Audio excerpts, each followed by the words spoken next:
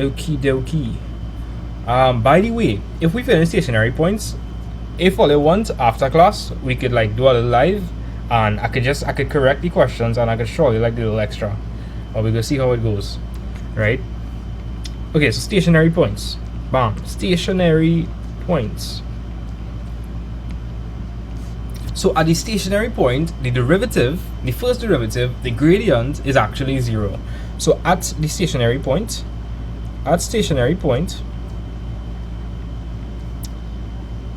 the derivative, which we know is, okay, what is dy dx again? Dy dx is actually the Gradient function. Gradient function. Right, as a gradient function. And I'm telling you that the stationary point is a point where the derivative, where the gradient is 0. So let's just say you had this cubic here, right? One moment. Let's just say you had this cubic. Gosh, why are you playing off so much good notes? Fancy you, boy? Yay, fancy you. Hey, I'm trying to draw a cubic here. Nah, man. Nah.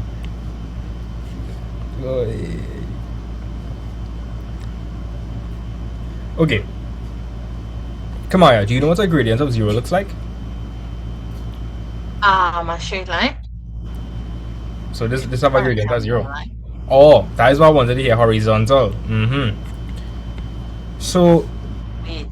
the gradient. I don't know if you hear me, but I'm not hearing you. Are they hearing me? Yeah, I'm hearing you still. Yes, sir. That would probably be a problem by on Kamaya's side. So Serena, I'm telling you that stationary points are where the derivative or the first or where the gradient is 0, and that will be represented by a horizontal line. So take for instance this cubic. Now a cubic has how much turning points, Serena? How much turning points is seen on that cubic?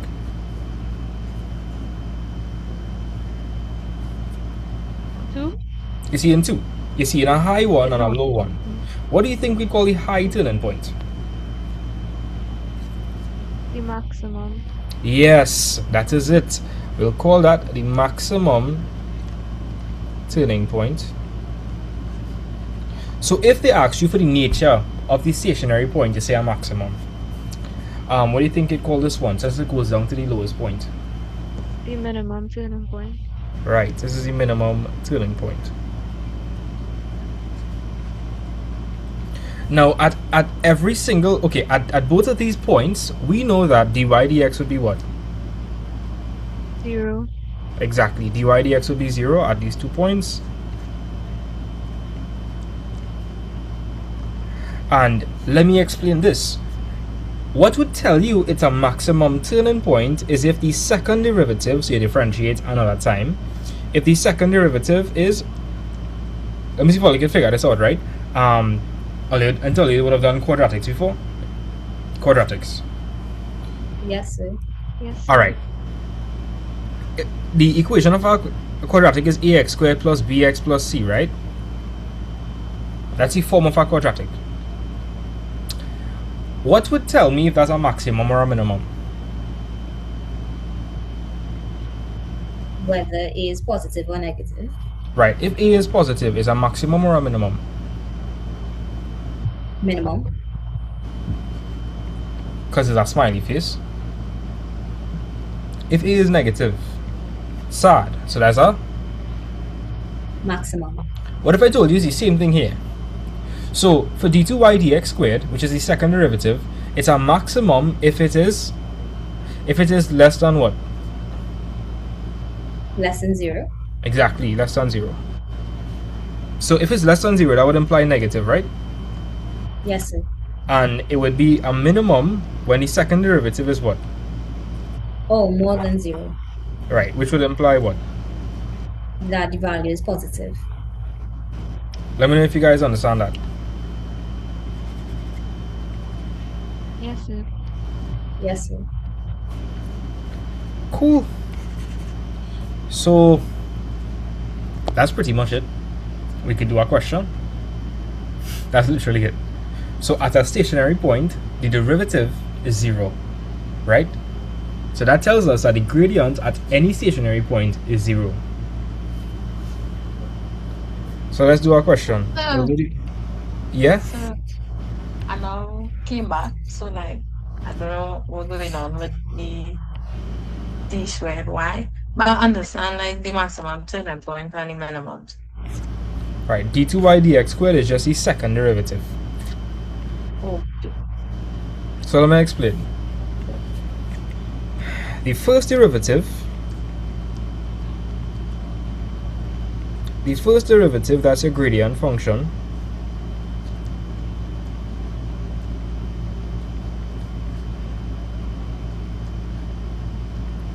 And the second derivative tells you the nature of the turning point.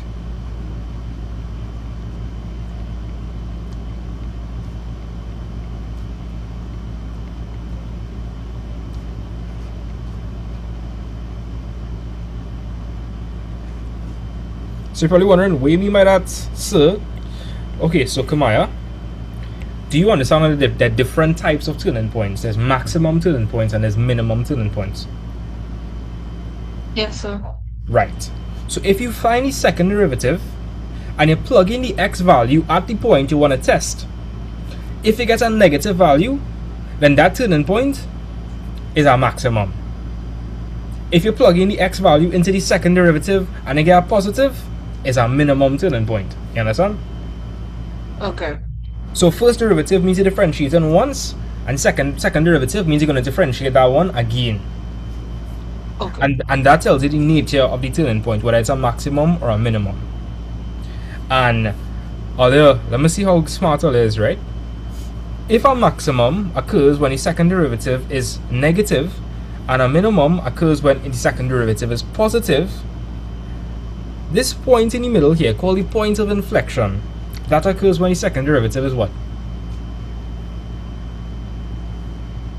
0. 0. Yeah. Okay. All your bad. Alright, so this is called the point of inflection.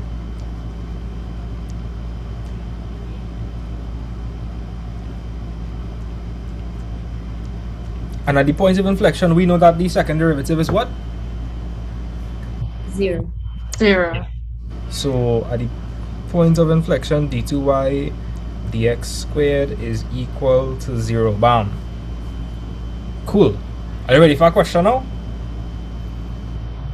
Yes, sir. Badness. So I would have given you all this question for homework. Let's see if you all did anything that makes sense. So, Serena, give B part 1 a read for me. Find the coordinates of all the stationary points of the curve y equals x cubed minus 5x squared plus 3x plus 1. Determine the nature of... Oh, sorry. Oh, sorry. Yeah. You gave her then. Determine the nature of each point in the path above. Alright, so they gave us an equation of a cubic, right? Because you see an x to the power 3, that's a cubic. Yeah? Tell me if you're okay with that. Yes. This is a cubic. Yes, So sir. Serena, if that's a cubic, how much turning points you'll have? 3. Oh no, 2. Sorry. 2. How much x crossings it'll have? Could you repeat? How much x crossings would it have? What do you mean by that? No, when you think about it, x crossings. What do I mean?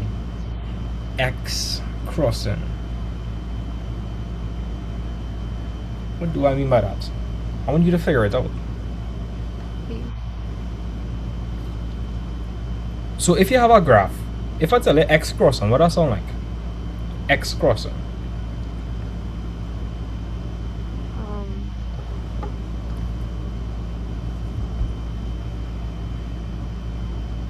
I'm not sure. Nah, think. I want you to use our big brain of yours. You have a big brain. Use it. X crossing. That come like it crossing the... Curve? Okay, here's again. X crossing.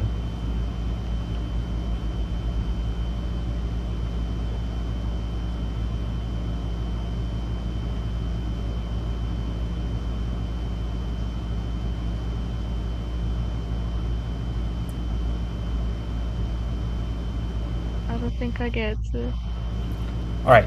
If I ask you about the x-intercept, what you got to tell me? What's the x-intercept? That's the point on where the line cuts the x-axis. Cuts the x-axis, or you Right. could say it crosses the x-axis. Oh, okay. So x crossing is the same thing as The x-intercept. yeah. Okay. So how much times would a cubic cut the x-axis?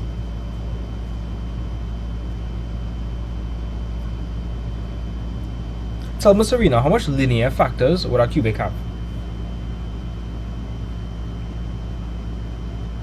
2. 2. Alright. Do you know what I mean when I say a linear factor? I don't think so. Alright. So, you see that cubic expression here, x cubed minus 5x squared plus 3x plus 1. And you see that it's to the power 3. If it's to the power 3, that means I could split it up into a product of linear Factors. and each factor should have what in it? I had to get back x cubed. So, Yeah. It would have an x in. right, all of them would have at least one x, and then you would put that equal to 0 and you would solve for the different x values. Yes, sir. How much x values did I have to solve there? 3. 3.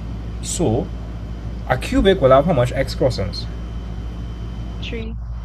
3 crossings, yeah. So if you look at on the graph, count it with me. 1 crossing, 2 crossing, 3 crossing. See now? Yes, sir. This is our maximum, this is our minimum. Yes, sir. You sure you understand? Yes, sir. Nice. Alright, let me get down to it. So they want me to find the coordinates of the stationary point. Serena, when you hear coordinates, what do you think of? Coordinates. An x and a y value. Coordinates, x and a y value. So what do we know about the stationary point?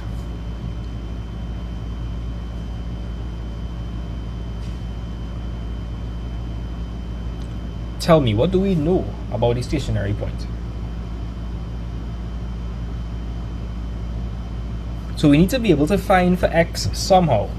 So we need to be able to form an equation to find for x. So Serena, using the knowledge I have about stationary points and that equation, how could I come up with an equation to find values for x? You could find the first derivative. So tell me what to write then.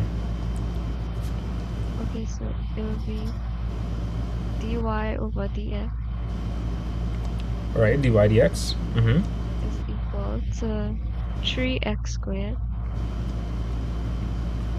minus 10x plus 3. Right. And what we know about the stationary point?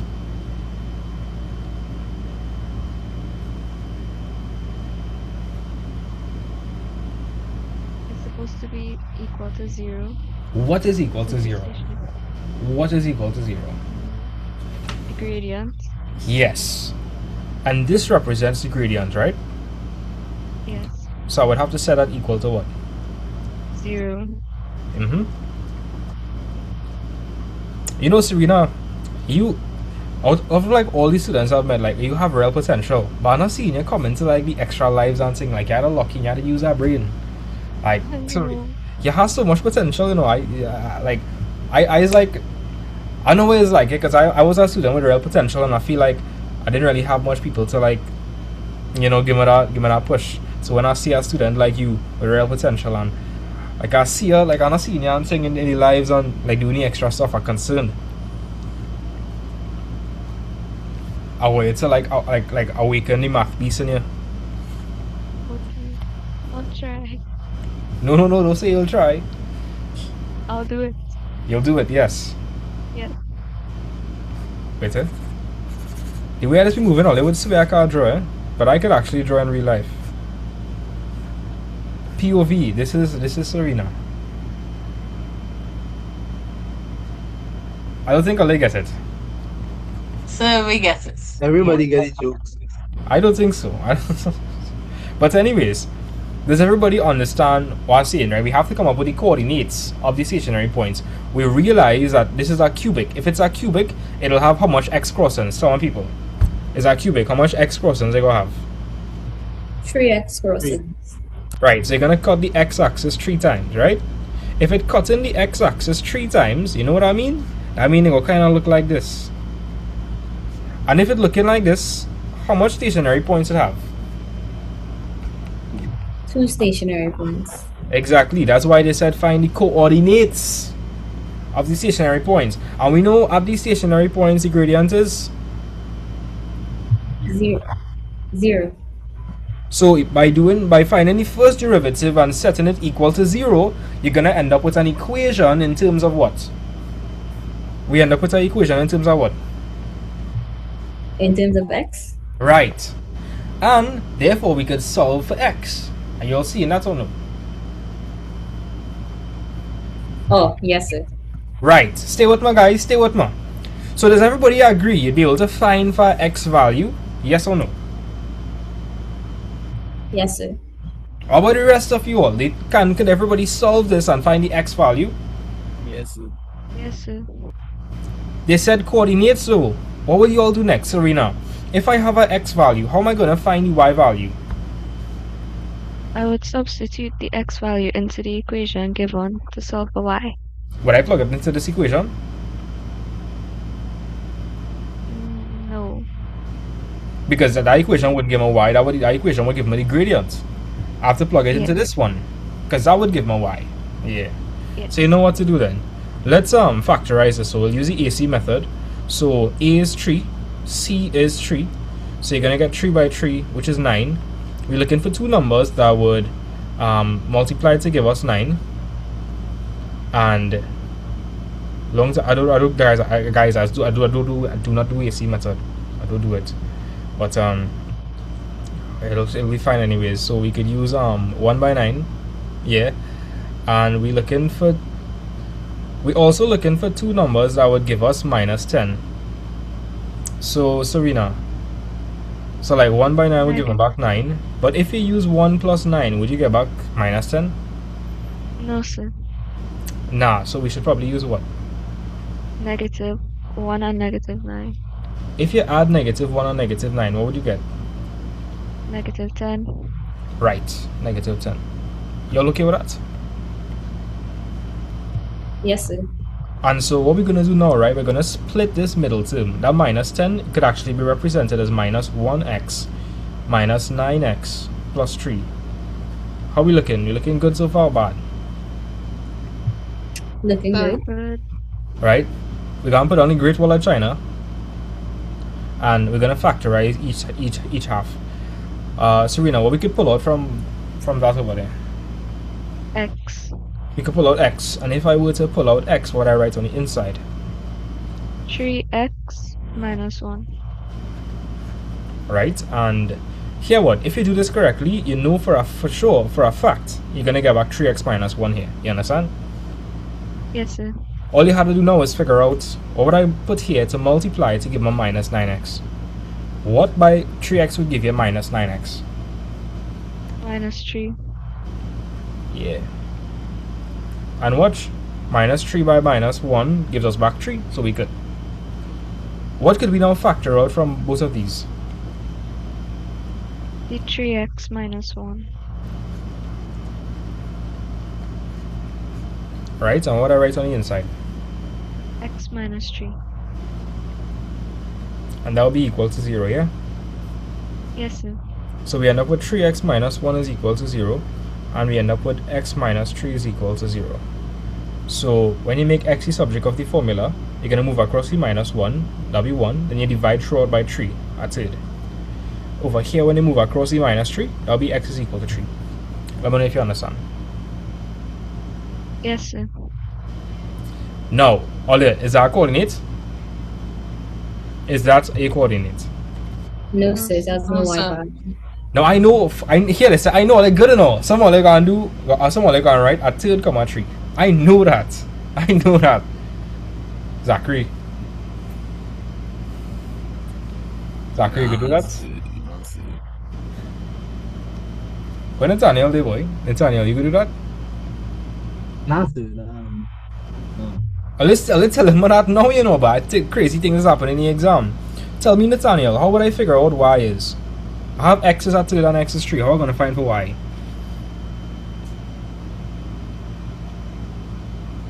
You're gonna substitute x as both of those things into the equation or the curve. Right, so we got to plug it into this. Yeah. Right, so we know y is equal to x cubed minus 5x squared plus 3x plus 1. If we plug in x is equal to a third into that, that's going to be a third cube minus 5 by a third squared plus 3 by a third plus 1. A third cube, that's 1 over 27. A third squared is 1 over 9, so you're going to get minus 5 over 9. 3 by a third is 1, 1 plus 1 is 2. Plug into the calculator and let me know what you're getting. So I got 40 over 27. Where you go? 40 over 27. Let me see if that makes sense fast. Alright, so that'll be 1 minus 15 plus 54. And that'll be minus 14 plus, yeah, that makes sense. Alright, did anybody else get a 40 over 27? Yes, sir. Alright. Let's plug in the other value for x now. So y would be equal to 3 cubed minus 5 by 3 squared plus 3 by 3 plus 1. Let me do this fast. Plug that into the calculator and let me know what you get. So I got minus 8. What about the rest of you guys?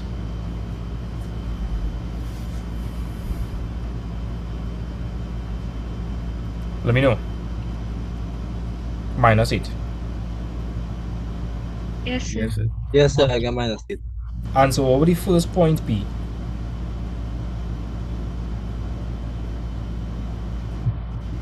Well, a third 40 over 27. Well, comma 40 over 27. And the other point? 3 minus 8. No. Are you trusting the maths? Yes, sir. Yes. Let me see. So Serena, this is a big moment, right, Serena? This is a big moment. So here what I'm gonna do, right? I'm going to put these 2 points on the graph. So I'm gonna put 1 over 3, comma 40. Right, cool. Then I'm gonna put 3, comma minus 8. Now I'm going to put the equation of the curve. So if we are correct and I draw the curve, what's supposed to happen? Tell my guys. Well, it's supposed to intersect the curve. So those 2 points, is it supposed to be on the curve or not on the curve? On it. On it, let me see. Y is equal to x cubed minus 5x squared plus 3x plus 1. Boom. Are you see that? Are you see that? Like, look, the 2 points on our curve. So I mean, we correct. Serena, you okay with that? Kamaya, are you okay? Yes, sir. Yes, sir. Right, absolute cinema. Now you're probably wondering, I have 2 turning points now. How could I figure out the nature of it? And when you see nature, they're asking you if it's what? Somebody tell me. When they see nature, they're not talking about nature valley. Right, they're not talking about nature valley granola bar. That's not what they're talking about. So when they see nature, they want you to state if the points are a maximum or a minimum. Now let me show you guys a little hack. I have a question. Logically, which one do you think would be higher? The maximum turning point or the minimum turning point? Which one would be higher? The maximum one. Oh, that makes sense, right? And that makes sense? Well, yeah. If we're talking about height, what dimension are we talking about? Horizontally or vertical? Like horizontal or vertical? Which dimension? Vertical. Vertical. And if we're talking about the coordinate system, which represents vertical, x or y? Why? Why? Y. So we could look at the y values. Which y value is bigger there? 40 over 40 over 27. 27. Which one is the maximum point then? Oh, the first point. Yeah, there's a maximum and there's a minimum. I don't understand the logic, right? Like if it's a maximum, the y value would have to be bigger. If it's a minimum, the y value would have to be smaller. Come on, you catch that hack? No, I did not catch it. Alright, so Kamaya, when you hear maximum versus minimum, which one do you think goes higher? Like on the graph, like which one do you think goes up to the higher value, the maximum or the minimum? No, the maximum. So should it have a smaller, okay, if we're talking about height, we're talking about the x-axis or the y-axis? Y-axis. Right. So if you're looking at these 2 points here, then the maximum point should have the greater what value? Since Y it went value. since it went up further, it should have a greater y value, should it not? Yes, sir. Which one have a greater y value? The first point or the second point? First one. Right, so then the first point would have to be the what point? Maximum. Exactly. You understand? The other one will be the minimum because it goes down to a lower y value. Yeah. They're not gonna give you marks for that, eh? They want to see the second derivative. But I was just showing you a little hack now. So to find the nature, you're gonna find the second derivative.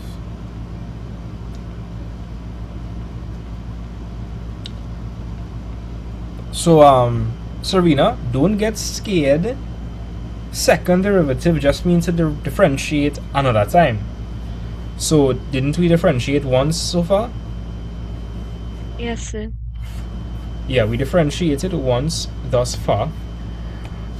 Let's differentiate another time. So if you differentiate another time, the notation is going to change to d2y dx squared. So differentiate this for me. 6x minus 10. Bam. Was it, guys, tell me, is it that hard to find the second derivative? Oh, no, sir. That really isn't that hard. It's just going to differentiate another time. That's literally it. Now, this second derivative here is a function in terms of what variable?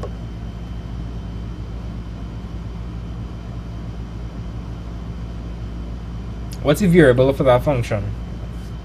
Would it be in terms of x? Yeah, yes, it's in terms of x.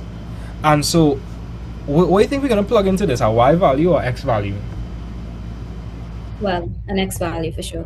An x value for sure, because it's a function in terms of x. So you have two different points, and these points have different x values. So let's test this point first. So if we are testing this point, then the first one you want to check is when x is equal to a third. So you know how the notation is going to look like. You're going to write d2y dx squared. You're going to draw a vertical line, and you're going to declare the value for x that you're going to substitute. So we're going to plug in a third. So that's going to be 6 by a third minus 10.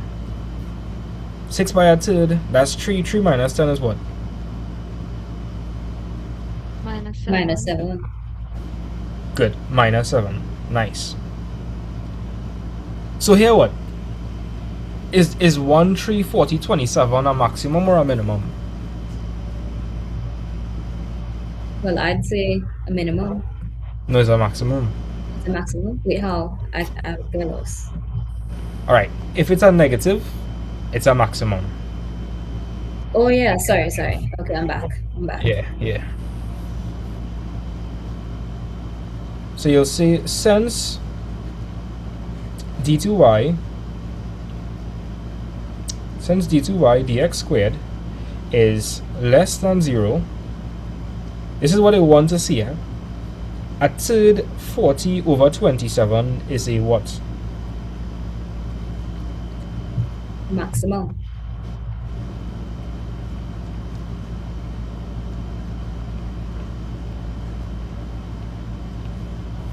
Alright. So let's do the other one, Kamaya. So Kamaya, the other point is 3 comma minus 8. See that? Yes, sir.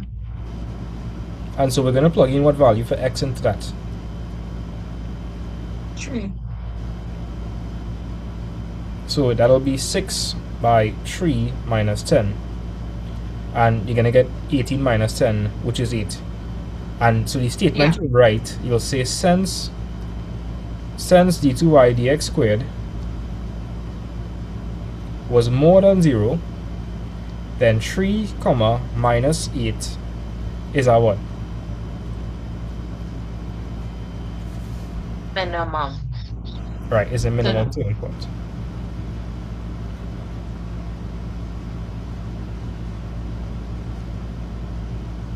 That's it. Yep. Yeah, let me know if you're okay with that. Yes, sir. Alright, cool.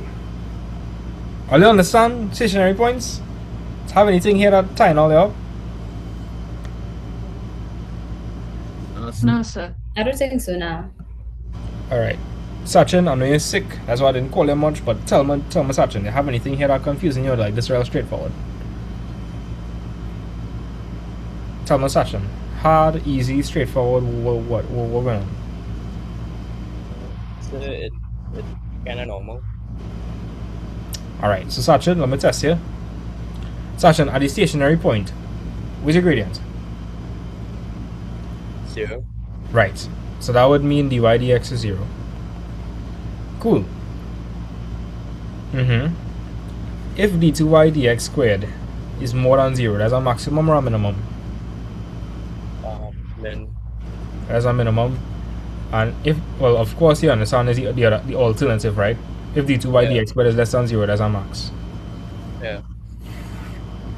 And here what? Guys, Virginia, Kamaya, Serena, everybody. Here what? If you forget the cases, if it's less than or more than, I'll know the trick, right? Just look at the y values. Come on. If the y value is more, is our what? If the y value is more, is our what? What is it? Maximum. Right, and if the y value is less, that means it's going down to a lower point, minimum. So you have backup in case this fails. But this is the working they want to see. But here what I'm saying, right? If in the exam you remember you have to find the second derivative, and you find the second derivative, but you forget what it means, then you could use the logic to figure it out. Right? Understand what I mean, Virginia? Like if Virginia, if you forget d2y dx squared is less than 0 is our maximum, you could look at the y value, compare it. 40 over 27 is more than minus 8. Okay, that had to be maximum, right? So you could say since it was less than 0 is our maximum. You understand what I'm trying to say or not? Yeah, I got it, sir. Alright, well let me give you all a past paper question. Give you all 5 minutes, and after that we will start rates of change.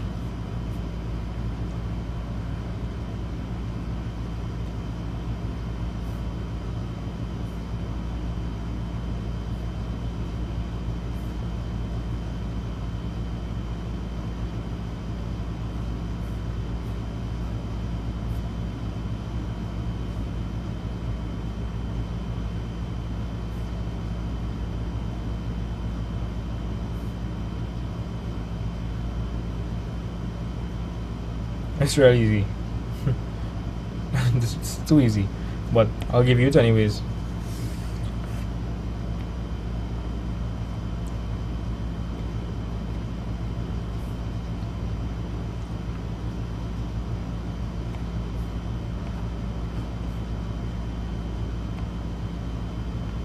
Yeah, go.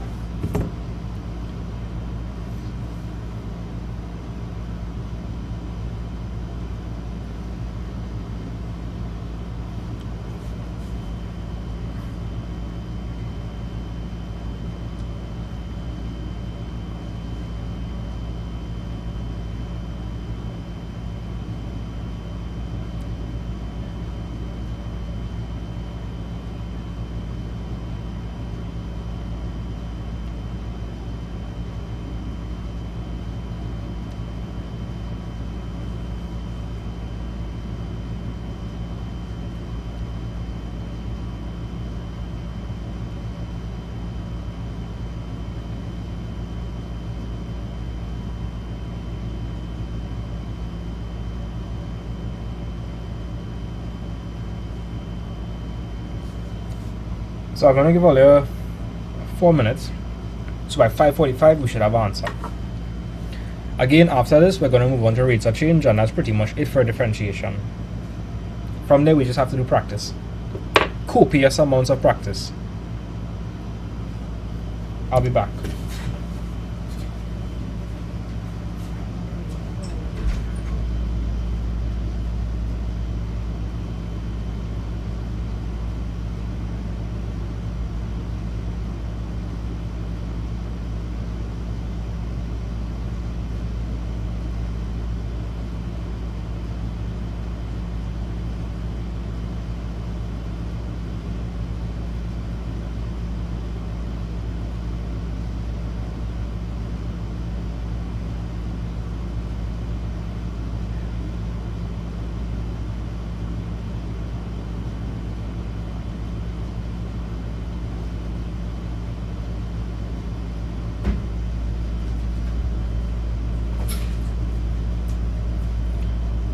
Guys, we feel about like adding soundboards to the class. What do you feel about that?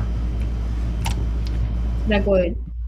Like, bruh, like soundboards, not like sound effects. Oh yeah. That'll make it fun. Like do it unexpected. I'll do that. See how I could do that. That'll be funny.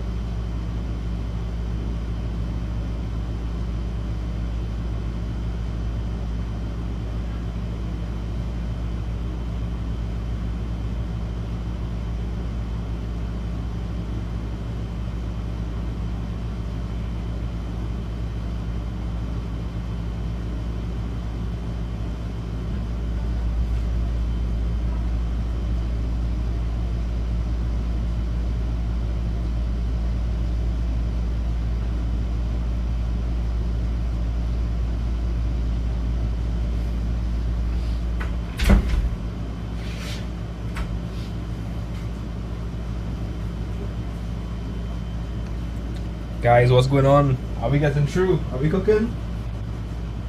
I think so. Alright. I do just have Virginia in class. Serena, how are you going? I'm almost done, sir. Alright. Serena, I'm gonna start to call on you more. I want to promote. I wanna hear more. Promote like these social skills. You know? Okay. So I'm gonna be calling you more often. Okay, sir. I know you're a quiet person, but like you only grow from coming out of your comfort zone. I guess. No, it's the truth, it's the truth.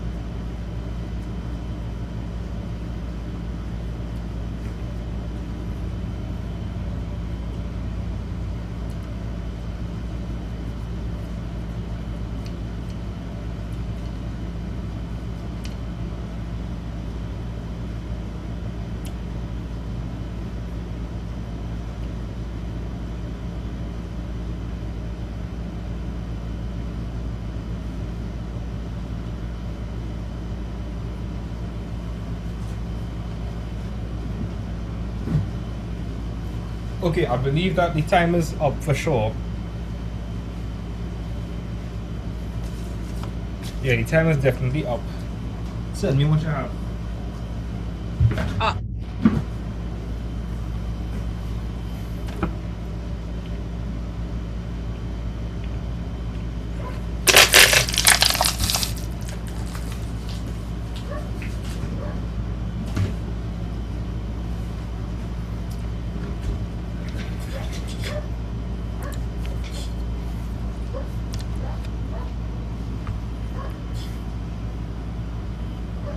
I just gotta find the nature of the points now.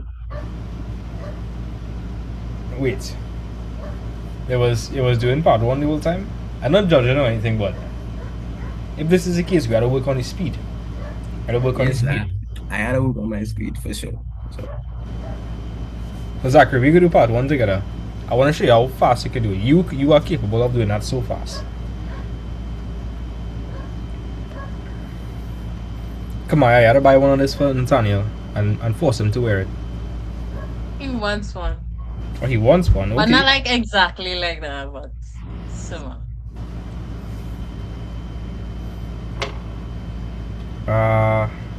Serena, checking what you have here.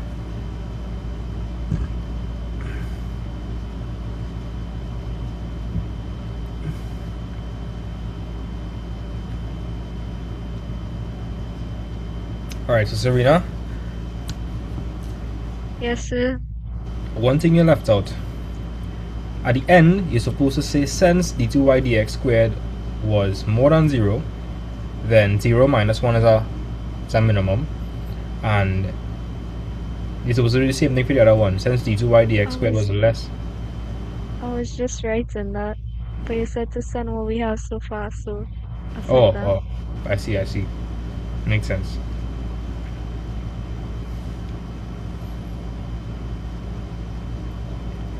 By the way, guys, I got some new equipment. What did you get, sir? Yeah, that's it.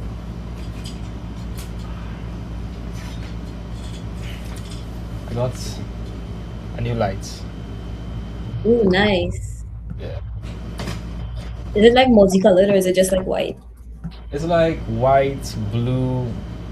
It's not like multicolored. It's more like different temperatures. Oh, okay. That's pretty cool though. Yeah.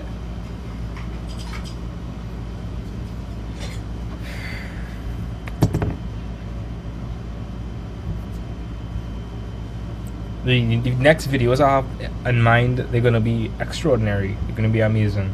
They're gonna be sensational. I'm gonna throw in some memes as well, so it'll be boring. Cause I'm back now. All right, cool. Let me start. Zachary, tell me what to do, Zachary. Moving with speed. Zachary, come on. So yeah, to find the first derivative. Right, dy dx, yeah. So you get 3x squared plus 4x. Right. So yeah, and then you want to say that is equal to 0 Why would not equal to 0? because the gradient had to be 0 At the point, at what point? the stationary point. Right. What next? So after you had to factorize it, Right, how am I gonna factorize that? well, you're gonna take out what common, which is x, and x bracket 3x plus 4 is equal to 0. So you get x is equal to 0, and then I get x is equal to minus 4 over 3. Okay, Zachary, I wanna make sure you actually understand this. So Zachary, when you form this equation over here, do you know what you're really doing? So you get the gradient for the stationary point. No. You put in the gradient, you know the gradient is 0. You know the gradient is 0. Yeah. So what are you doing over here? You're solving for what? solving for x. Right, you're trying to find the value of x that would make the gradient equal to what? 0. Right. So, do you know why you factorize? Be honest, you know why you just factorize? You get the both values for x. Yeah, but let me show you something. When you factorize, it becomes very, very easy to figure out what would give you 0. Let me show you. Because it come like you split it into like simpler parts. Do you understand that this and this is the exact same thing? Yes. When you write it like this, right? Remember, the goal is you trying to find the value for x that would make you get what? You're trying to find for the value of x that would give you what? 0. Exactly. Now, if you write x multiplied by this, and you could look at it and see that when x is 0, 0 by anything will give you 0. Yes, sir. And if you look at this part over here, and if x is minus 4 over 3, what is bracket here going to turn to?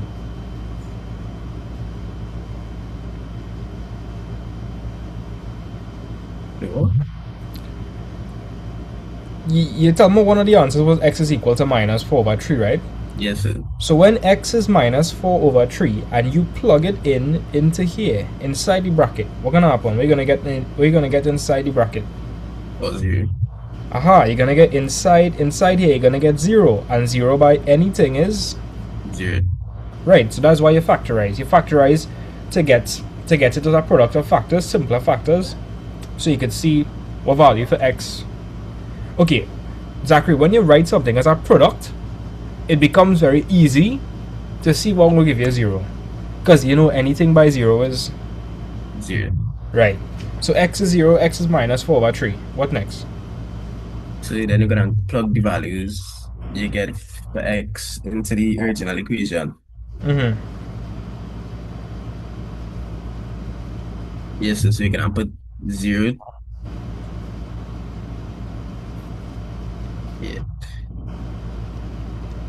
0 to the power 3 plus 2 by 0 to the power 2 minus 1. And you'll get minus 1 as a y value. So that point is 0 minus 1. Yes, sir. And for the next one, you're just gonna plug in minus 4 over 3, and I get 5 over 27. Did anybody else back that up? Yes, sir, for sure. Yes, sir.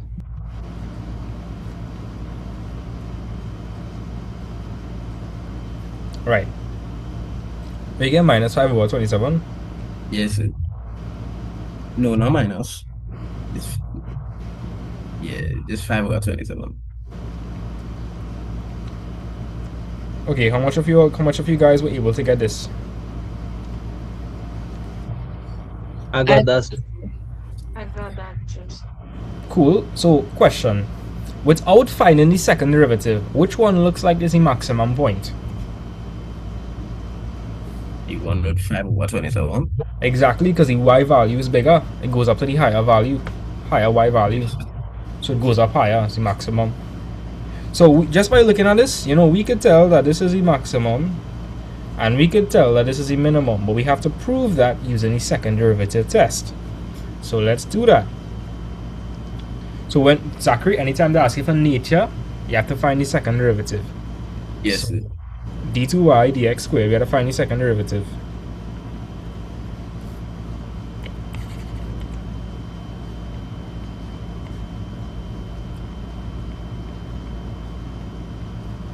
That would be what? I get 6x plus 4. Yeah, 6x plus 4, nice. And we're going to plug in the values for x we have. We have x is 0 and x is minus 4 over 3. So d2y dx squared, x is equal to 0. That will be equal to 6 by 0 plus 4. We're going to get what? You're gonna get 4. Right. So you say since the second derivative, if it's 4, is that more than 0 or less than 0? More than 0. Right, since the second derivative is more than 0, then the point 0 minus 1 is Minimum.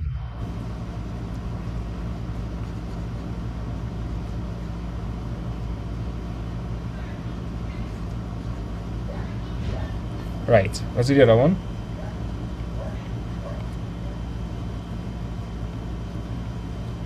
That's going to be 6 by... Wait, huh? Minus 4 over 3. What is that about, boy? What? Oh, that's a new feature. Okay. That's kind of cool, I suppose.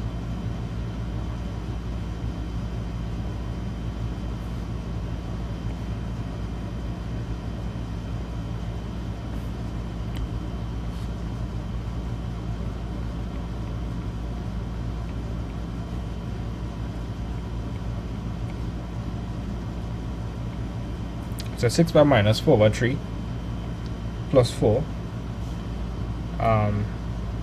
You guys will let me know what you get.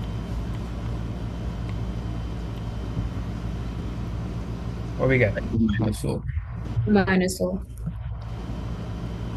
Aha.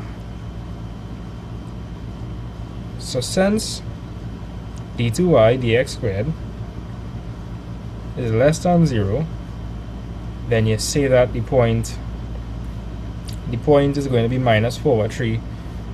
5 over 27 is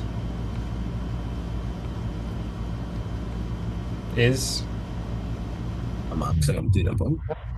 yeah, and that's it. Anytime you see this kind of question, is free marks. Free marks. It's usually the same kind of thing that's come every single time.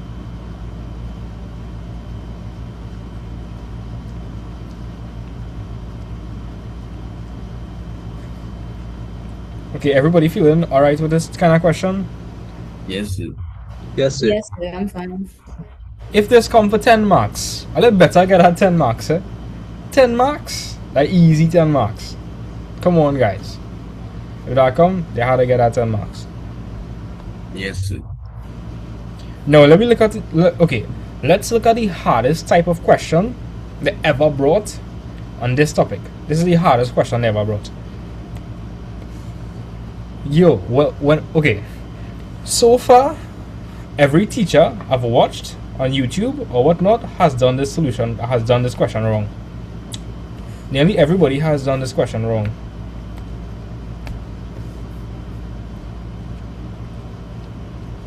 So how they want me to do it? I don't know. 2019 was a very strange year.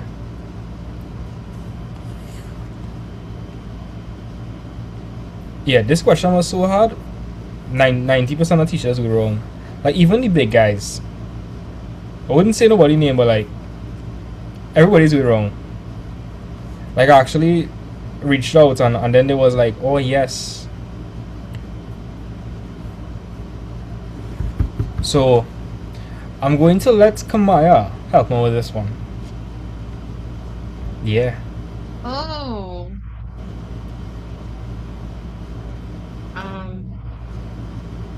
Okay. Yeah. So Kamaya, read the question for me. The stationary points of a curve are given by 5, 11, 2 over 3, and 3, 15. Derive an expression for dy over dx. Do you have any idea what to do? Need to think.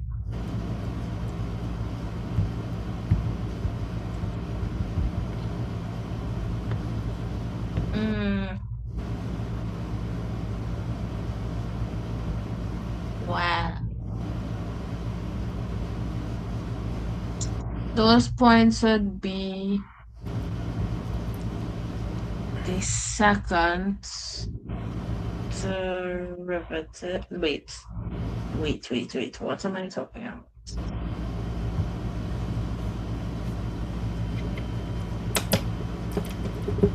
You know what? No, I don't want it. Kamaya, you also have a pretty big brain. So Yeah, but I don't have time to figure it out. you mean you don't have time to figure it out? You have time. You don't like have a gun to your head. You know? You could figure this out.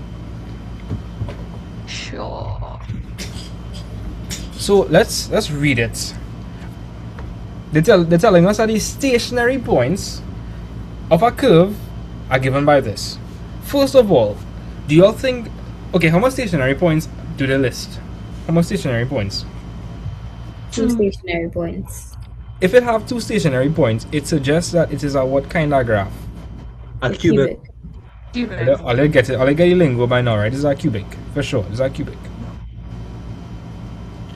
Now, let we think, right? How do we typically find the stationary point of a cubic? Let we look. Somebody tell me, how do we typically find the stationary points of a cubic? Come on, you tell me. Yeah, derive the Derive.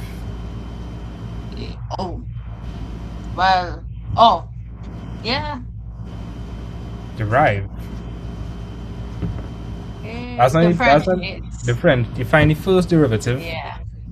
Yeah. Find the first derivative of the given equation of the curve, Mm-hmm. and then with that, you make it equal to 0. And Why you putting it can equal to solve 0 for- though? Why putting it equal to 0? To find. I know that's innocent. To find.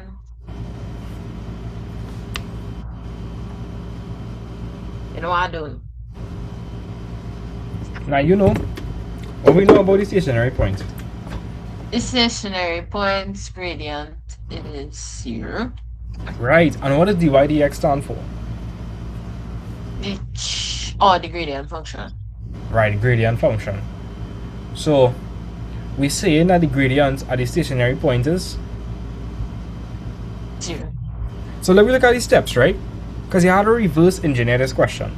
So in the case we've looked at before, you were given an equation, right? Given an equation. You were given an equation of a curve. What did you do next? Tell me, come on. Differentiate. Right? So you set Find the first derivative. right? You would set the first derivative equal to what?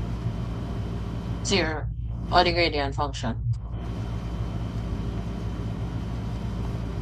So you're gonna set the first derivative equal to 0. And what would you do next? Once you put it equal to 0, what you do? You would factorize to find for the x crossings. Right? So you'd factorize. It's not x crossings, no? Well, the x coordinate. To find for the x values. Yeah. Come here. What you are finding for are the values for x that would make the gradient give you what? Okay. When you differentiate, right? That's a gradient function, yeah? Yeah. And when you put that equal to 0, you're trying to find the values for x that's going to make a gradient function give you what? 0. Right. So when you factorize, you're just doing a step to be able to find the value for x that will make the gradient function give you 0. right. So you factorize and you solve for x. And what you gonna do next? You substitute both x values into the equation of the curve to find for the y values or y intercepts.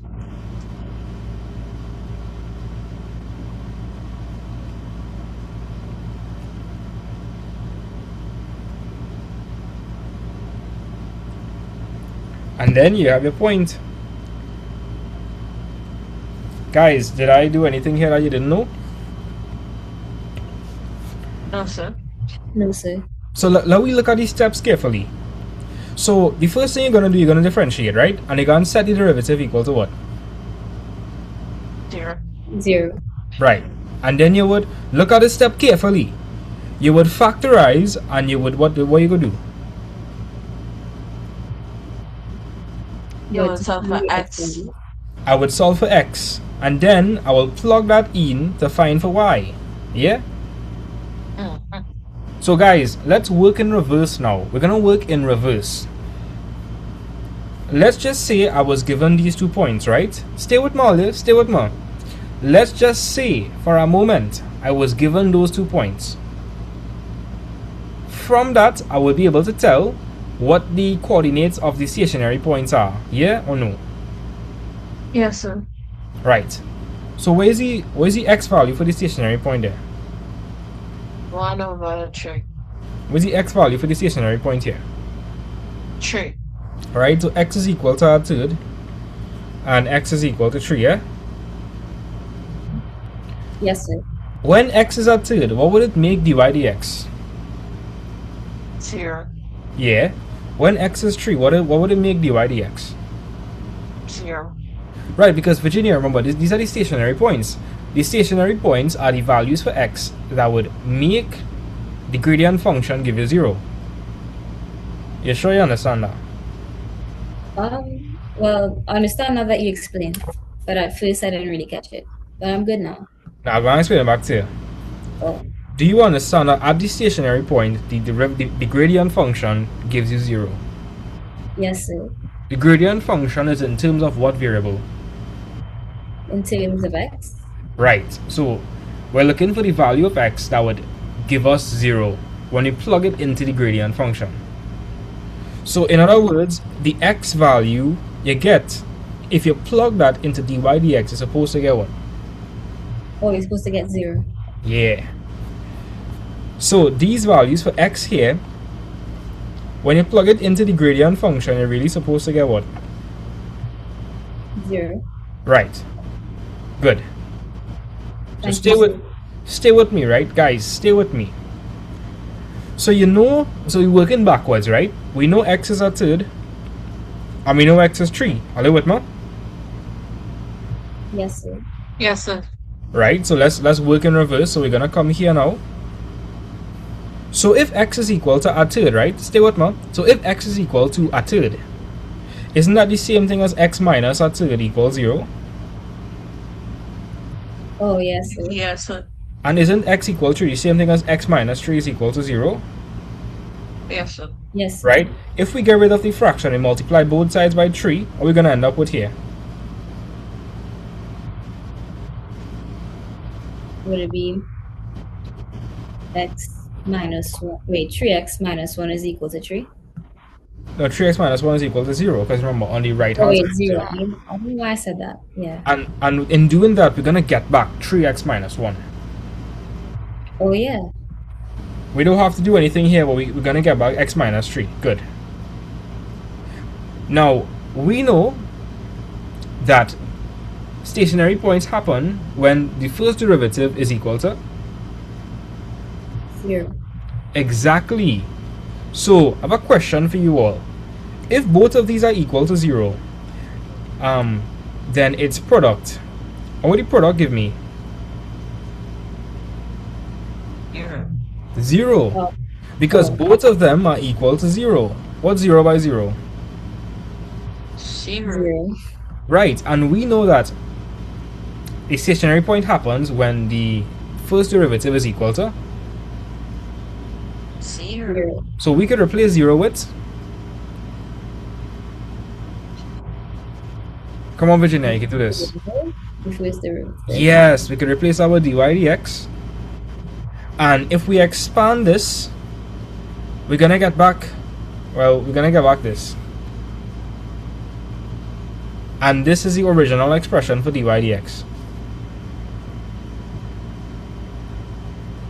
So let's look at it again. So these are the steps, right? If you're working in reverse, you're gonna pull out the x values, and okay, kind of convoluted. This is definitely one of the harder type of questions. But look at it again. Look at it again for me. So, Virginia, if they start off by giving you the coordinates, you have that. And you know that at these coordinates, you have the x and the y value. The x value is a third and the y value is 40 over 27. The x value is 3 and the y value is minus 8. Now, if these are the stationary points, then when x is equal to a third, what does that make dy dx?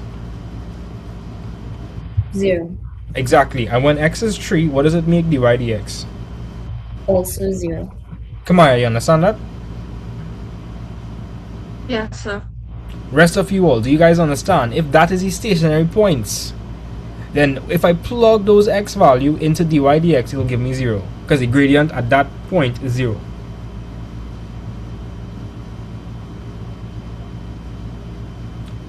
Zachary, Nathaniel, I just hearing the gills. I don't understand it. But sir, what people doing wrong? If you say other creators do this question and get it wrong, I don't understand. Say that again? I say, sir, I really understand it. I just wondering what creators doing wrong. Other creators. I will share. I will share. It's a very subtle mistake. So let's continue. So does everybody understand that when x is at 2, the derivative is 0, and when x is 3, the derivative is 0? Yes, sir, but I have a question. Talk to me. So, like, regardless of anything, as long as the coordinates are stationary points, is always equal to 0. Yeah, the derivative, like, okay. Remember, at the start, you differentiate. If you put the first derivative equal to 0, so you're trying to find the values for x that would make the gradient function give you. 0? Yeah, let me run it back again. They give you an equation, right? They give you an equation of a function. Cool. If you find the first derivative, you're finding the gradient function, right? Yes, sir. And you're going to put the gradient function equal to what? 0. Because you are trying to find the values for x that will make the gradient function give you. Oh, 0. So those values for x you get, make the first derivative give you what? Also 0. It's Oh, something no. like, yeah, 0. But it's something Okay. like there's a barrier. Alright. Let's go back again. They give you a function, you differentiate your function, and you put that derivative equal to what? 0. Right. You with me? Okay. Yeah, I'm with you. It's just like everything is 0. Everything is 0. So they give you the equation y is equal to something. You differentiate that, right? Yes, sir. It can be equal to something. Now, if you want to find the stationary points, then that entire thing must give you what? 0. Right, and this will be in terms of a variable. In terms of x. Right, so you'll have an equation in terms of x you have to solve for. Yes, So, sir. what you are solving for is a value for x that would make this give you 0. Ah, I see, I see. Let me say it back again. I still feel like there's some confusion. Mm. So do you understand that this will be in terms of x? Yes, sir. Completely. So you'll have an equation in terms of x equal to what? Equal to 0. Exactly. So if I take the value for x that I find and I plug it back into the gradient function, what gradient is it supposed to give me? Okay, it will always give you 0. But you know why? Are you just saying it's always 0? Could it be replacement because there's no change in y on the graph? Or You no? have a point. If it's a horizontal line, there's no change in y. But it's simpler than that. Okay, watch. Here, what? I'll just show you. I'll show you. Okay. The x value is at 2, right? Yes, sir. Let's put that into the gradient function and see what happens. 3 by a third squared minus 10 by a third plus 3. Plug into the calculator. I'm just gonna assume that as 0 though, that's okay. Yeah, it is 0. Okay. Yes, I got 0. Right. So when you're working this out, you're trying to find the values for x that would make the gradient function give you 0, because you are trying to figure out the points where the gradient is. Oh, 0. Okay, I understand now. I think I know why I was confused at. So you understand, you find the first derivative, you put it equal to 0, Yeah. and you end up with solving an equation in terms of x. When you do that and you find the values for x, those values for x When you plug it in, it's supposed to give you 0. Because again, Okay. you're trying to find the points where the gradient is, 0. and that gradient function is in terms of x, so everything is in terms of x. Yes, sir. Right, so we know that x is a third, and we know that x is 3. Yeah? Yes, sir. Yes, Right. sir. Sorry. And this is the same thing as x minus a third is equal to 0, and this is the same thing as x minus 3 is equal to 0, is it not? Yes, sir, it is. Alright, what about the rest of you guys? Do you all understand that? Yes, Yes. sir. Okay. If you want to get rid of the fractions, you can multiply both sides by what? By 3. And you're gonna end up with what? 3x minus 1 is equal to 0.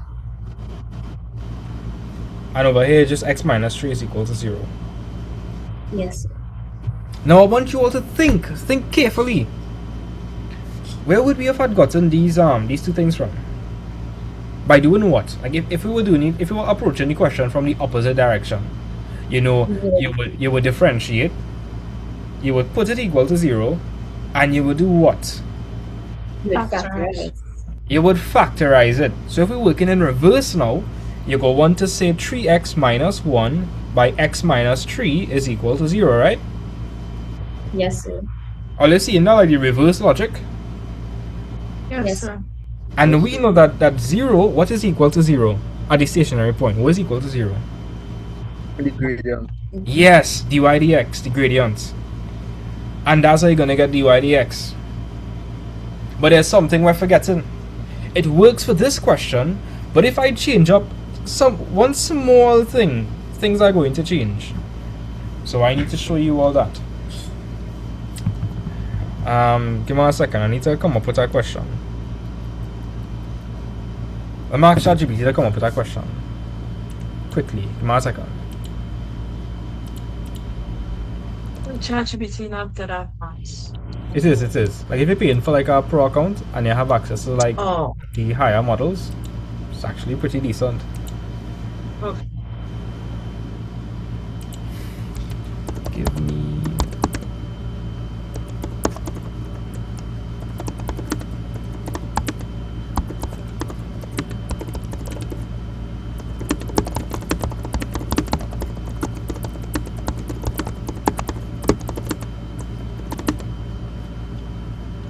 Okay.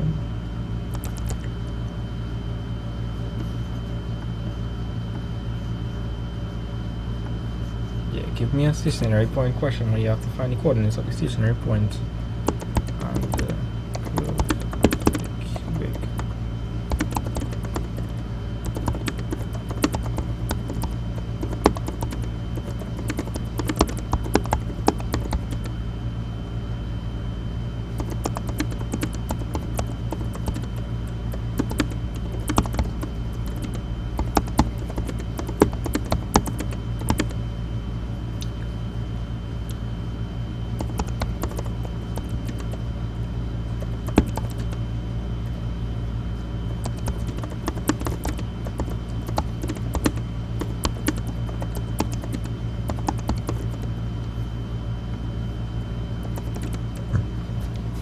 Okay, ChatGPT is doing its thing.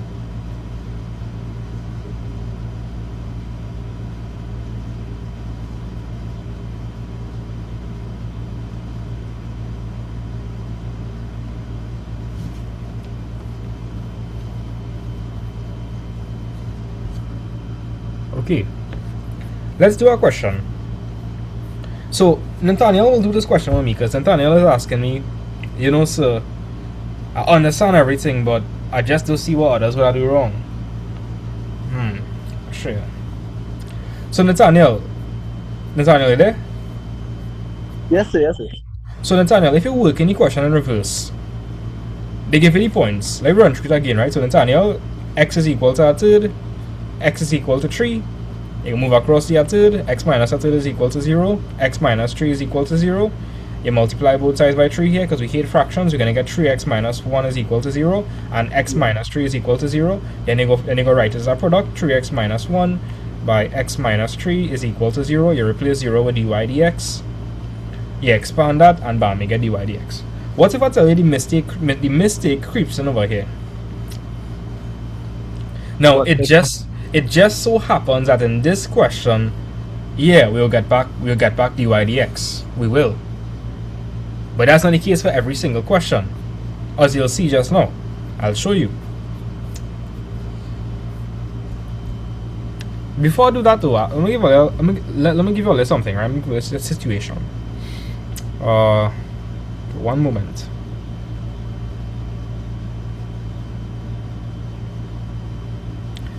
Let's just say for a moment that we had to factorize 2x squared plus 2x minus 24, and we had to find the zero crossings, right? So let me just say we had a function y is equal to 2x squared plus 2x minus 24. Are you with me, right? Let's just say you had a function as a quadratic. Everybody seen it as a quadratic? Yes, sir. Yes, sir. All they would do is the first thing all they would do. Multiply 2 by minus 24 and see what the multiply to get that and then what to add. Now some people would do that, right? But some people would also try to simplify. Anybody here thinking to simplify that? Yeah, we divide by 2 first. Virginia will divide by 2. Love to hear that. Okay. We need to go in somewhere. Let me divide that by 2 now. Let me divide that by 2. Divided by 2. 2 is a common factor. Cool. X squared plus x minus 12 equals to 0. Alright. Here what? I'm gonna take two different parts. Come on, let's do this the way you were suggesting. So you'll say a by c, so that'll be 2 by minus 24. 2 by minus 24, that is minus 48. We're looking for two numbers. I would multiply to give me minus 48. And we're looking for two numbers. I would add to give 2. Can you think of any numbers?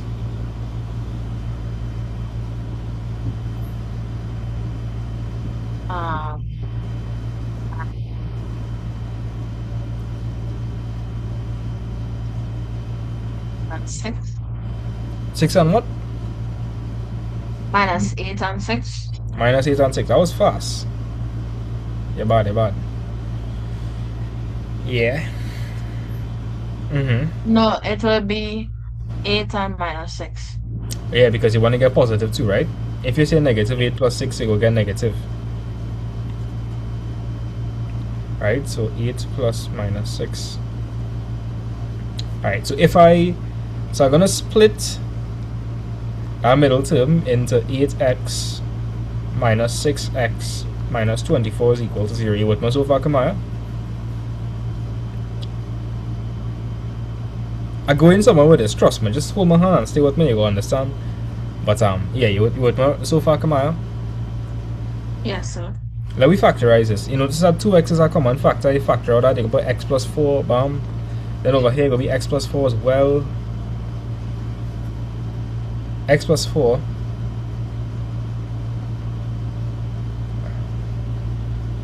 Wait. This might be a bit of tricky. Actually, no, that's real easy. Yeah, that would just be minus 6 here. Some of you understand. Yes, sir. If you factor out everything, that'll be x plus 4. That'll be by 2x minus 6 is equal to 0. When you go and solve that, you get x is equal to minus 4, and you'll get x is equal to 3. You understand? Yeah. Cool. Let's do this. I have a question though, guys. Is this and this the same function? Yes, sir. Yes, sir. No, that's not the Wait, same no? function. No, Wait. Isn't it just a simplified version? it's not the same function. Okay. It has the same zero crossings, but it's not the same function. I'll show you all that just now. But you'll see, you'll get the exact same roots, but it will not be the same function. Watch. Say what. So Virginia, you'll multiply a, which is 1, by c, which is minus 12. 1 by minus 12, which is minus 12. You're looking for two numbers. I would give you minus 12 when you multiply and add to give you 1 in the middle. You can think of any numbers?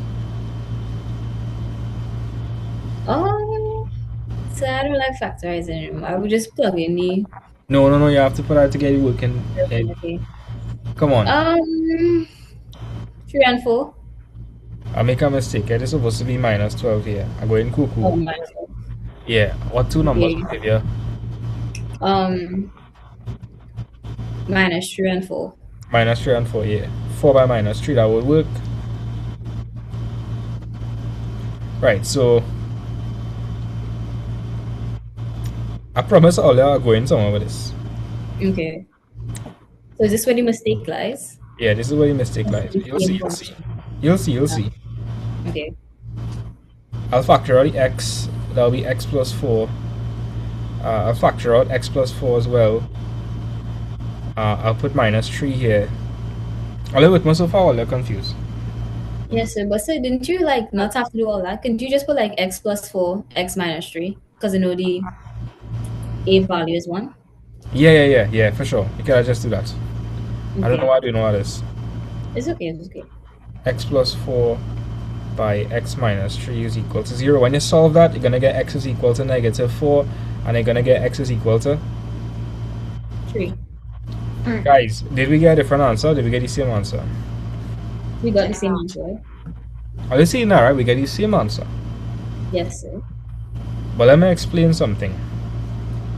Even though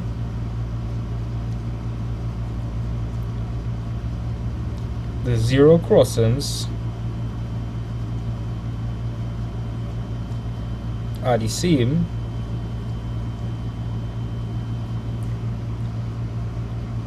the functions are different. Can you all see that? Like, okay, what was one of the function we found the roots for? What was the first one?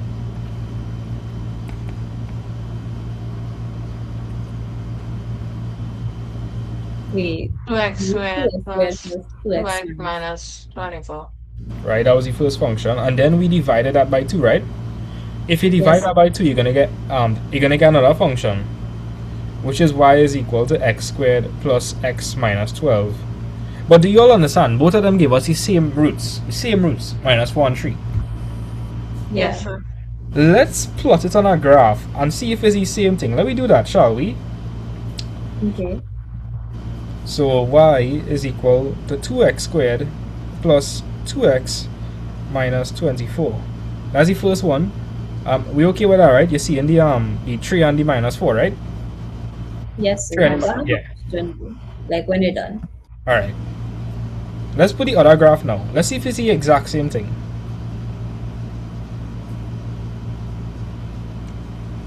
Is that the same thing? No, sir. I'll tell me. I'll find out. I'll think that's the same thing. Nah. Is not the same thing. However, what do both of them have in common? The same x crossing. Yeah, the same x crossing.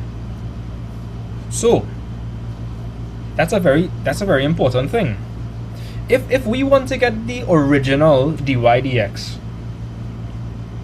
we need to cater for anywhere where we could have divided something by where we divided. You'll see what I mean by that. I promise. But the main thing I want you to take away from this is that even though you're getting the same roots, that don't mean it's the same function. Yeah? Nathaniel, you see how we have two different functions here, but both of them give me the same roots? Yeah. Okay, cool. That has ripple effects. You might think you're doing something correct, but it will actually be wrong. Yeah, because a lot of you all would have told me earlier today that this and this means the same thing. But they mean two different things, but it just happens to have the same roots. Yeah. Because I scaling. Yeah, so Virginia, talk to me. I was just gonna ask if it was like different, because when you find the first derivative, you get two different answers. When you Well, find when you find the first derivative, let's think about it. When you Okay. find the first derivative, you're gonna get most likely it'll be a quadratic, right? Yeah. And the quadratic could have been 2x squared plus 2x minus 24. Yes, sir. Okay, stay with me, right? Virginia, Nathaniel, Serena, Kamaya, Zachary, Sachin, she brought up a good point. Guys, let me just say you was doing a question, right? And you find the second derivative and you get this. A little bit more, right? Let's just say get this. Yes, sir. And you guys would have most likely divide by 2? Oh, yeah. And you would get these roots, right? Yes, sir. Now, let's stay with me, please. If you work in reverse, that will be x plus 4 is equal to 0, and that will be x minus 3 is equal to 0, and? Yes, sir. And if you go to expand that, Zach, Nathaniel, this is where the error creeps in. If you go to expand that, you're going to get x squared minus 3x plus 4x minus 12 is equal to 0. When you simplify that, you're going to get x squared plus 1x minus 12 is equal to 0. And we're going to replace 0 with what? dy dx. dy dx. So we end up with x squared plus 1x minus 12 is equal to dy dx. This is the big reveal. Let's see if that was equal to the original thing we start off with. Was it the original thing we start off with? No, sir. No, sir.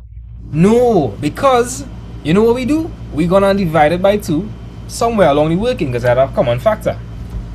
So when you're working in reverse, the thing that people will talk about is you need to take into consideration any potential parts where you're divided by a number. Nathaniel, you're seeing that, right? You notice that the actual thing was different. Because at some step we divided by 2. Yes, sir, yes. I will do a whole question to make sure you understand. But the point is, you need to cater for any division you could have done when you're factorizing. Because if you want to factorize 2x squared plus 2x minus 24, does dividing by 2 affect the roots? Does it affect the roots? Tell me, Nathaniel, does it affect the roots? No, sir. But does it affect the actual function? Yes. It does. It does affect the actual function. So when you're working in reverse now, if you're working with roots alone, you're not guaranteed to get back the original dy dx. Is what I'm trying to say. Come on, you're seeing that, right? You're not guaranteed to get back the original equation. Yes, sir. Because at some point you could have divided by a common factor. And the roots don't take that into consideration. So let's do a question so you could see this a bit further. Let's just say they want us to find the coordinates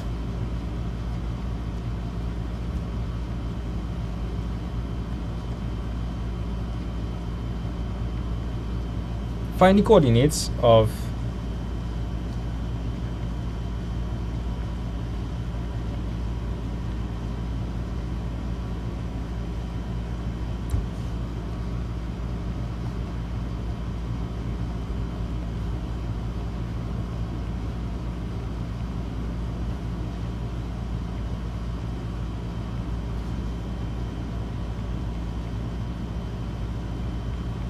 okay, there we go. So who wanna help me with this question? Any volunteers? Any takers? Volunteer. Who's that? Kamaya.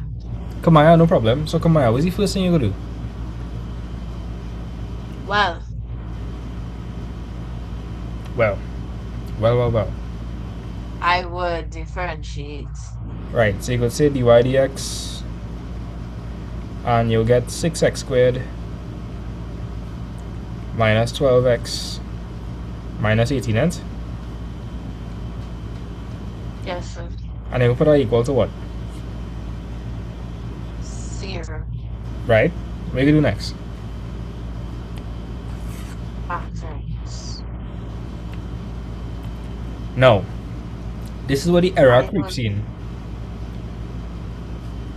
Now it will work in this question because we don't work any question in reverse. But when we work any question in reverse, you'll see what we'll have to do. But anyways, yeah, come on. So to make this question simpler, we could divide throughout by 3. Divide throughout by 6. Yeah. Yeah. And that would turn to x squared minus 2x minus 3 is equal to 0, and? Yeah. But let me ask you a question. Is this and this the same thing? Also, No, sir. Nathaniel, is that the same thing? Serena, No, Nathaniel, Sacha, and Zachary, is those two things the same thing? No, sir. No, but they will give me the same one. It's x crossings.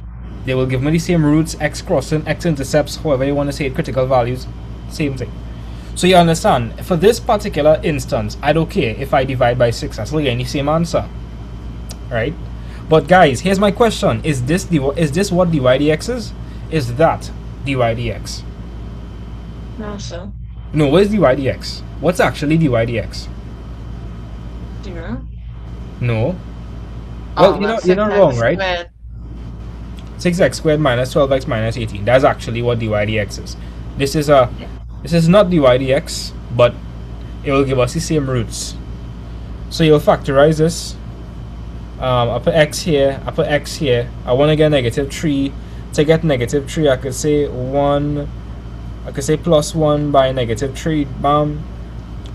So I get x is equal to negative 1, and I get x is equal to 3. I'm going to follow you. Okay with that.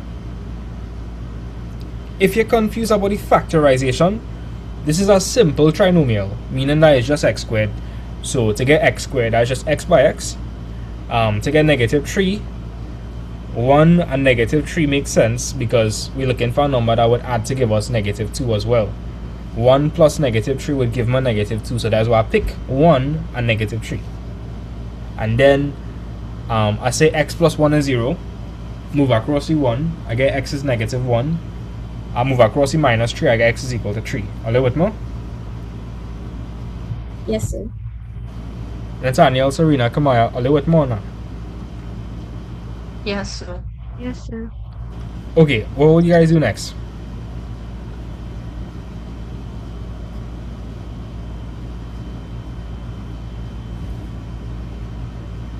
I would substitute the x values into the equation for the curve.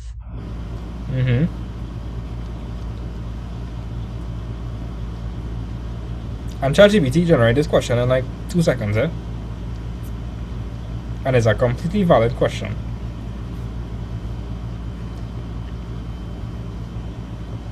Yeah, tomorrow they get for y.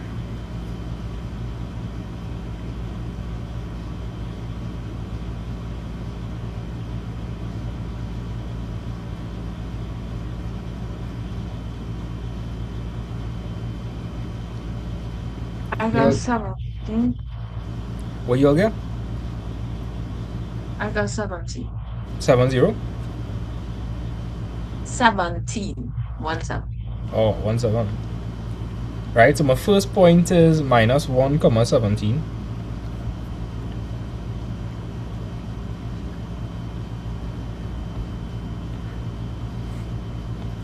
Like, I've only encountered one teacher that did the correct thing as well, and that was one of my students' teachers in Parvati. Yeah, they had a really good teacher, and she explained this the same way. I'm almost 90% certain that if all the teacher do this question in school, they're gonna show you the wrong thing. Well, the question I'm talking about now, the CXE question 2019. Yeah. But let me continue. Right, and what you gonna do next?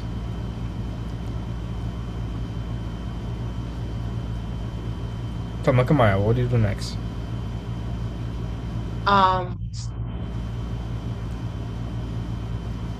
You mean like after we find the coordinates? Well, you plug 3, you gotta find the other one. Oh, X that. is 3. Okay. So minus 6 by 3 squared minus 18 by 3 plus 7. Where you go?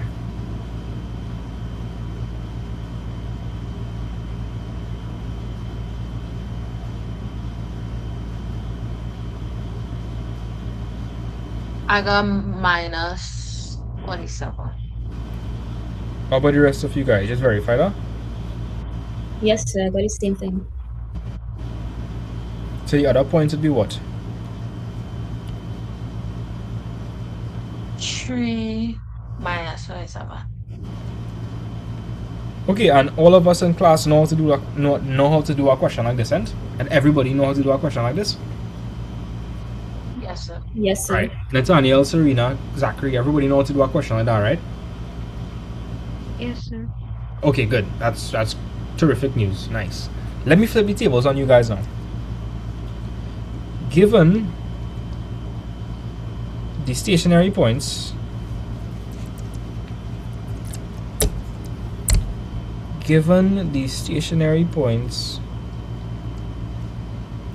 -1, 17 and 3, -47, find obtain an expression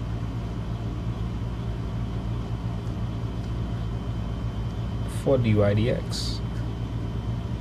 So Nathaniel is going to help me with this one. But Nathaniel, before we even do anything, where's the answer? Where's the answer? What we know the answer is. It's the question. 6x squared minus 12x minus 18. Right, we know that is the answer. Guys, and we know that is the answer. Because, I mean, we just work in the question in reverse, right? Yes, sir. Yeah. Are they with more or no? With you. Okay, cool.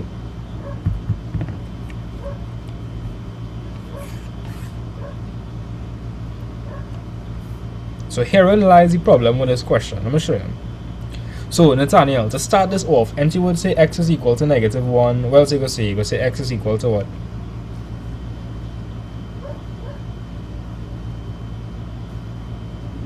Sorry, 3. What next? You tell me. Keep going.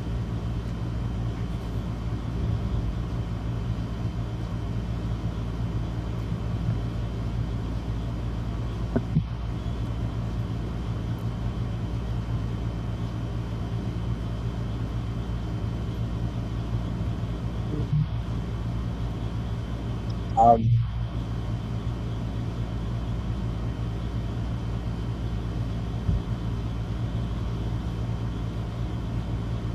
Keep going. I'll show you how you will work it in reverse. Keep going. Alright, so Nathaniel, think backwards, right? You would have been given a cubic equation. What did I do with the cubic equation? you would differentiate it into a quadratic. And you'd get a what? A what type of equation? You start off with a cubic, you differentiate it, you end up with A quadratic equation. and when you do with the quadratic next? Next, you factorize the quadratic. Right, so we're working in reverse. So we have x is -1 and we have x is 3. What to do next? We have to find the y values. No, we don't care. We care nothing about the y values. Yeah. Okay, we don't care about that. So Nathaniel, you would factorize. So the quadratic would be equal to 0, and you would factorize the quadratic, and that would be equal to 0. You'd end up with 2 answers. So work in reverse now. You have the 2 answers here. These are the 2 answers. Work in reverse. -1 plus 1 equal to 0.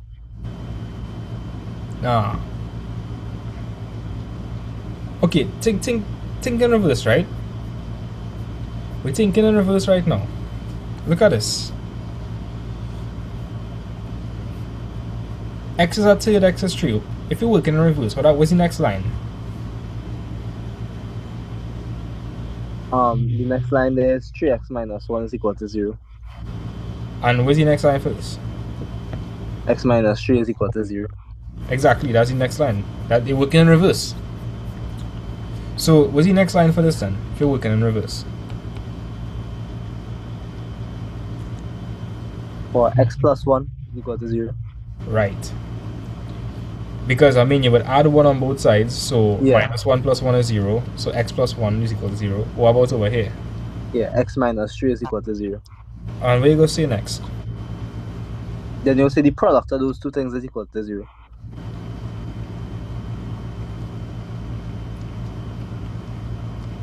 Yeah, what you do next? You'll replace 0 with dy dx.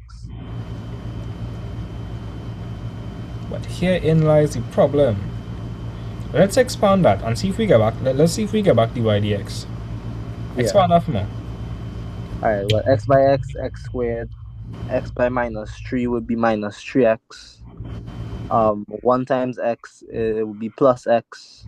And then it would be minus 3.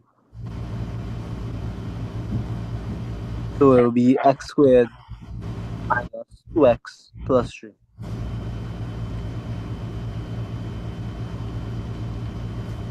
And you say now that is dy dx, right? Yeah. Is it dy dx though? Is it No, really it's, dy dx? it's not.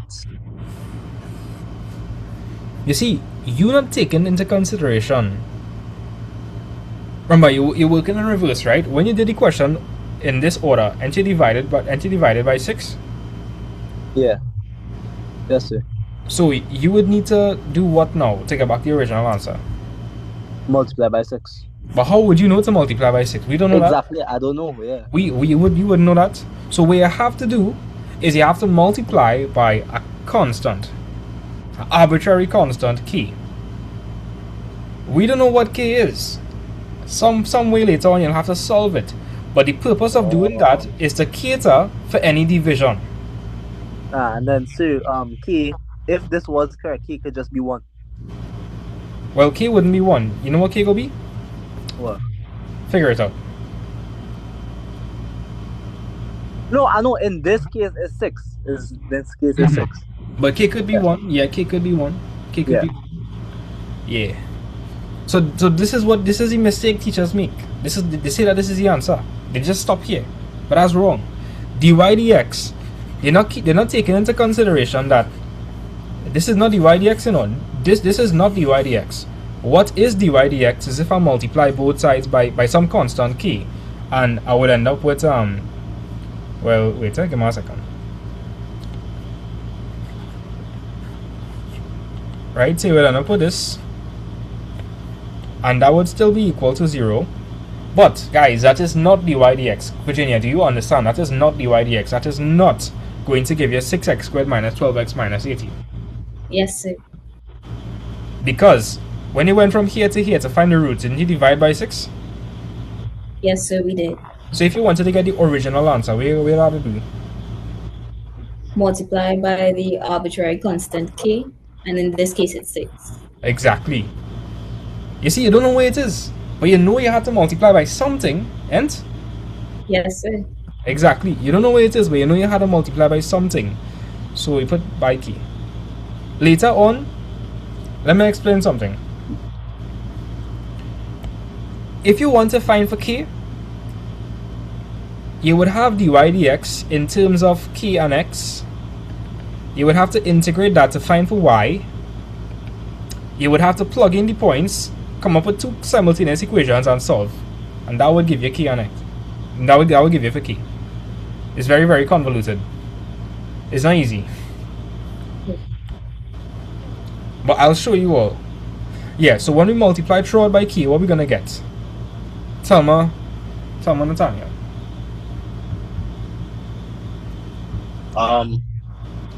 Well, wait, before we do that, Okay.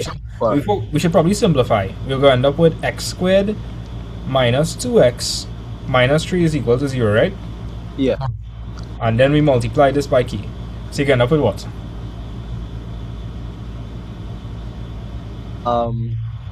Multiply the whole kx squared minus 2kx minus 3k. And that, now we could replace the 0 with dy dx. And preferably you should write it like this. Dy dx is equal to that. That is it. I've only ever seen one teacher do it correctly, like I said.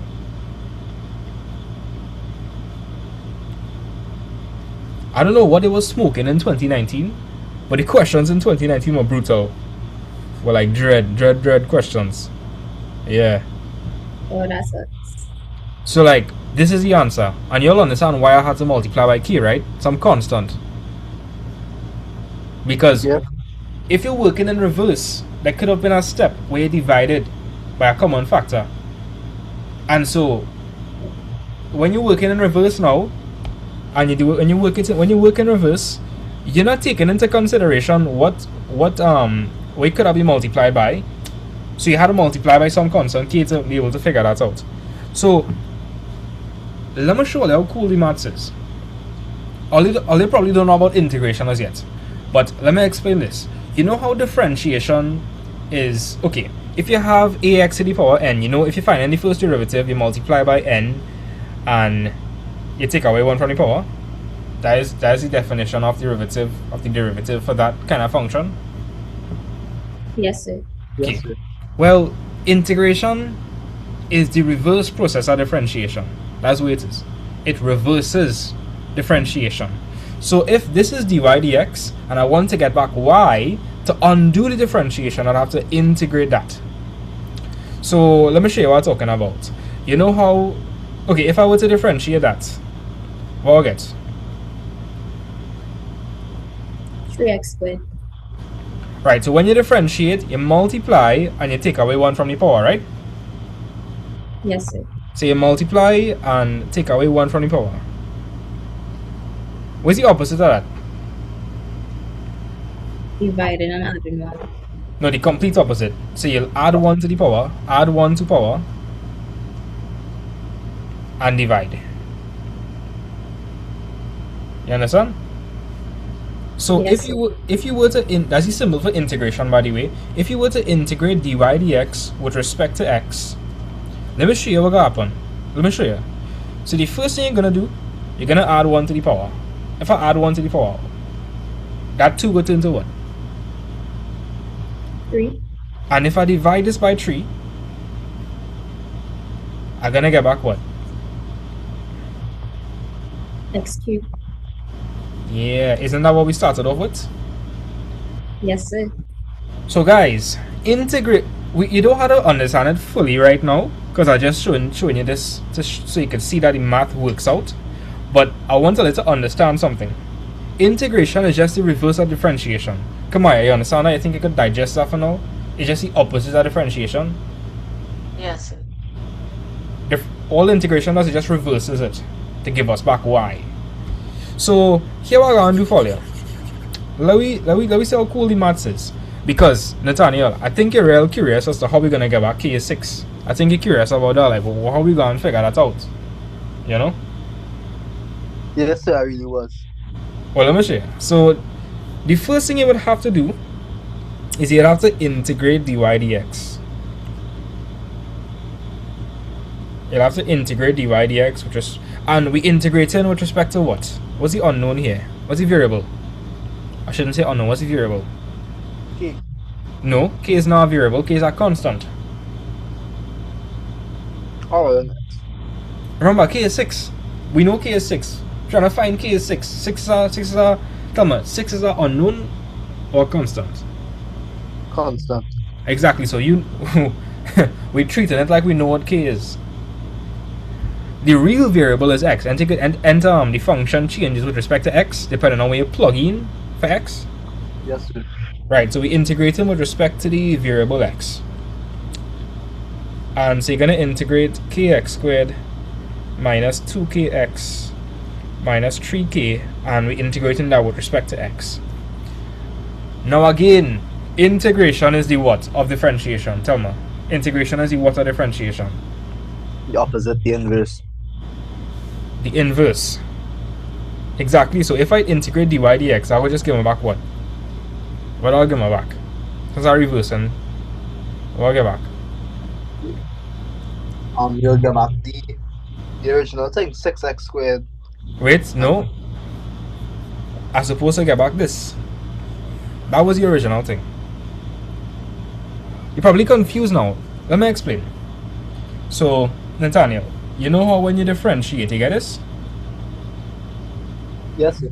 Right, when you integrate, it'll undo that and give you the original thing you start off with, y. Right. So, when you integrate dy dx, you're actually going to get y. Yeah. And so, let's integrate. So, when you integrate and you add 1 to the power, and you divide by that new power. So, you're going to end up with kx to what power? If I add 1 to that power, what you go to? 3. Divided by? You divide by the new power. So, the new power is 3, so you can divide by 3. Yeah. right? Minus 2k. That's x to the power 1. So that would turn to what? That into x to the power 2. X And then we squared. divide that by. 2. And this is a constant here, so you'll just slap on x to it. Okay.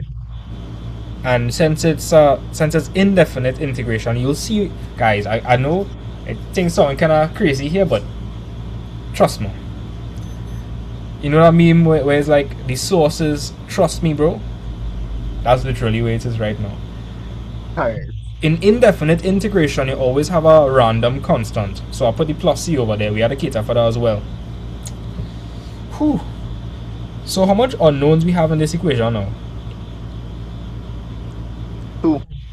Yeah, k and c, not x and y. X and y, you'll see what happens that. But k and c.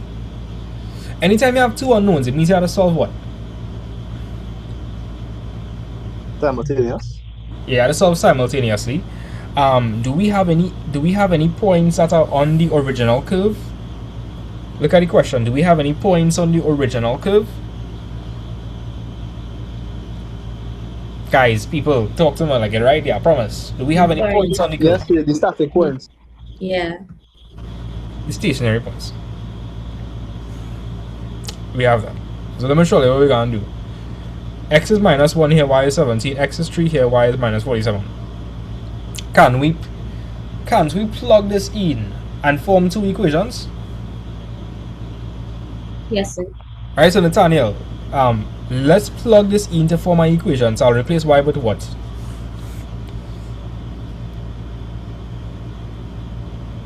You replace y with 17. Very speed on it now. So k minus 1 cube Minus 1. all over 3. That'll be minus 2k by minus 1 squared all over 2. That's going to be minus 3k by x, which is minus 1 plus c. So we're going to end up with 17 is equal minus 1 cube is minus 1. So you're going to end up with minus 1 over 3k. If you're confused, watch. Minus 1 cube is minus 1, right? So you're gonna end up with k by minus 1 over 3, which is just minus 1 over 3 by k. Over here, the 2 and the 2 gonna cancel off. Minus 1 squared is 1. So 1 by k is k. So that's gonna be minus k. And where's minus 3k by minus 1? 3k. Right? 3k, yeah. Plus c.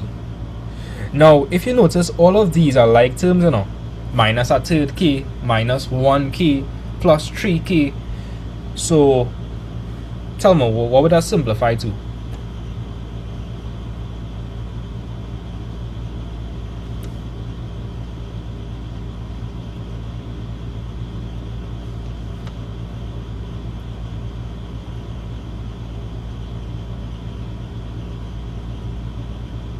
Guys, what would that simplify to? The k terms. Oh, sorry. 5 over 3. K Are you all also getting that? plus Let me verify that. Minus a third.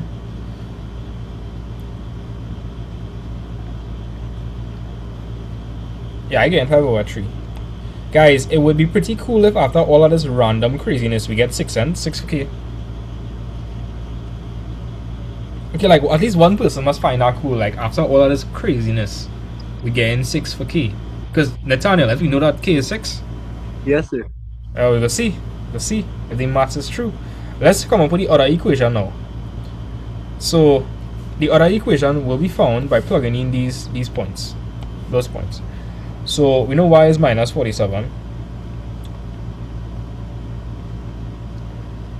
That will be 3 cube all over 3 minus 2k by 3 squared all over 2 minus 3k by 3 plus c. Don't forget the plus c. Again, when we start integration, I will show you all the concept of integration as well as why we get the plus c. You're gonna end up with 9k, I believe.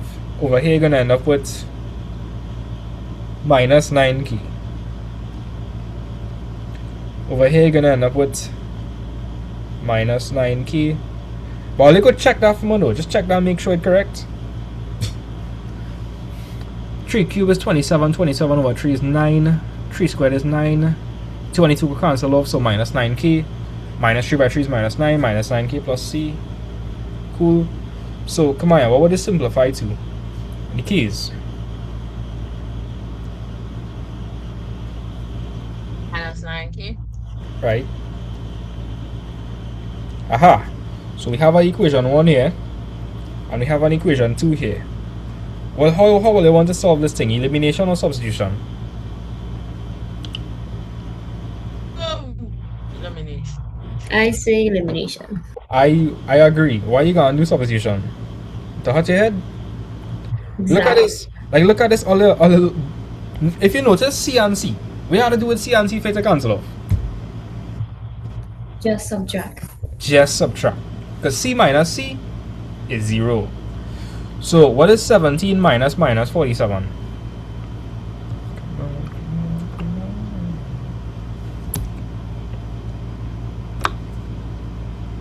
64.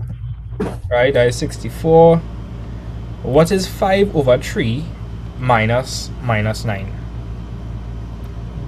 Sorry, say that again. 5 over 3 minus 9.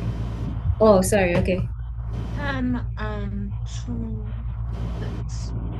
So 32 over 3, that's 32 over 3. Yeah. Right, so that's 32 over 3k. And the C and the C cancel off. So, again, Nathaniel, wouldn't it be crazy if we get 6 for k? So that would be really crazy. Well, let me see. You being sarcastic or like actually? No, like for real. Well, let me see.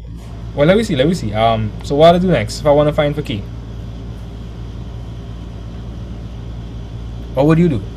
Trying to find for k? You would minus 32 over 3 on both sides. Whoa. Minus 30. Wait. Or divide by 32 over 3. Yeah, okay. You see now? Yeah, I understand. My bad.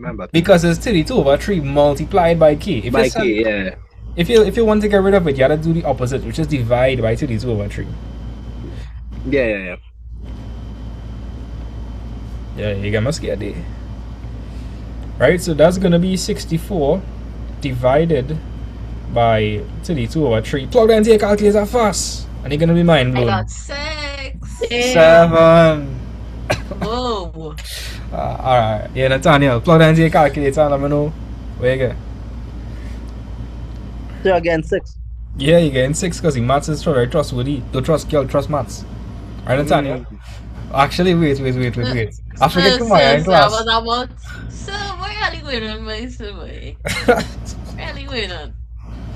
I forget earlier. I need what? We need to talk about this about this.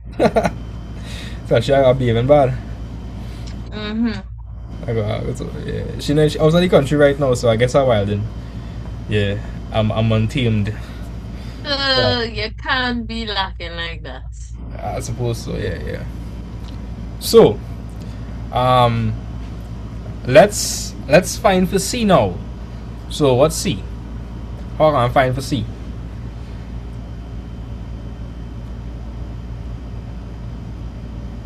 Plug K. Substitute K as 6. Really, yeah. Unique. Which equation I want to use? 1 or 2?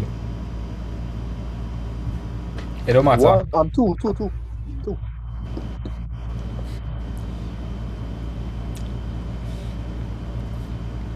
Yeah, anywhere I see K, I'll just put 6.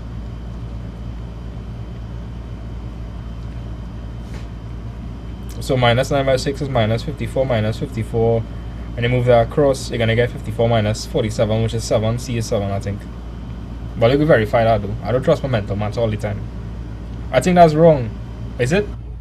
No, so you're right. Oh, bad. I like that. Oh, whoa. Are they seeing that? Oh my god. I'm seeing it too. This guy. 6, 7. That's crazy. I didn't plan that. It just That's happened. You sure? I blame ChatGPT. ChatGPT. Your mother in the back is proud of you making 6, 7 jokes in this day and age. I don't think she even know what that is. You know it's 6-7 jokes? Yeah. What do you know? You know about that? How you know about 6-7 jokes? Rajiv, I do at maths when I was in school. No, that's not a joke. No, it's like a joke. It's like a trend. Yes, I know. Anyways, yeah, but I don't think she. so Nathaniel, let me loop back to see if everything correct. So remember, we had said that dy dx was kx squared minus 2kx plus x. I mean by minus 3k. Yes, sir. And we find k to be what? K to be 6. Right. So that's gonna be 6x squared. 2 by 6 is minus 12x. Minus 3 by 6 is minus 18. Bam. Absolute cinema. You get back the same thing. Get back the start. Yeah. Are you okay with that? Yes, sir. But sir, Yes, sir. Yeah? Talk to me. when you're answering this is a question, you're gonna use integration too. You're just gonna put the thing with k 6kx. Sorry, you know what I mean. You know what I mean. Well, in the case of this question, yeah, you have to do it for part 2. Oh, Wait, no, I'm saying part 3, I mean. Because it said determine the equation of the curve. okay. And to find the equation of the curve, you need to know all the values. So you would have to do the second part. Wait, take a second.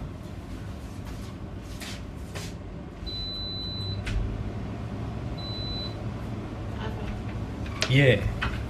Yeah, chat. And so, Nathaniel, we're not done yet. Let me see if we're gonna get back y. So remember, earlier we said that y was this whole thing over here, right? This bunch of gibberish. Said y was that gibberish. Now, if we do this thing correct, right? What are we supposed to get for y? Or let's tell me. What are we supposed to get for y?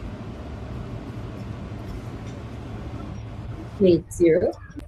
0. Nah. Hold on. The minus 47. So I don't know. I give up. The 2x cubed minus 6x squared minus 18x plus 7. Oh, Yeah, because Virginia, remember, we do the question one way and now we do it in reverse. oh, that's what you meant. Okay. Understand. So we're supposed to get this back. Let me see. I know, I trust in the maths. Do you all trust in the maths? Yes, sir. Yeah. So we know that K is 6 and C is 7.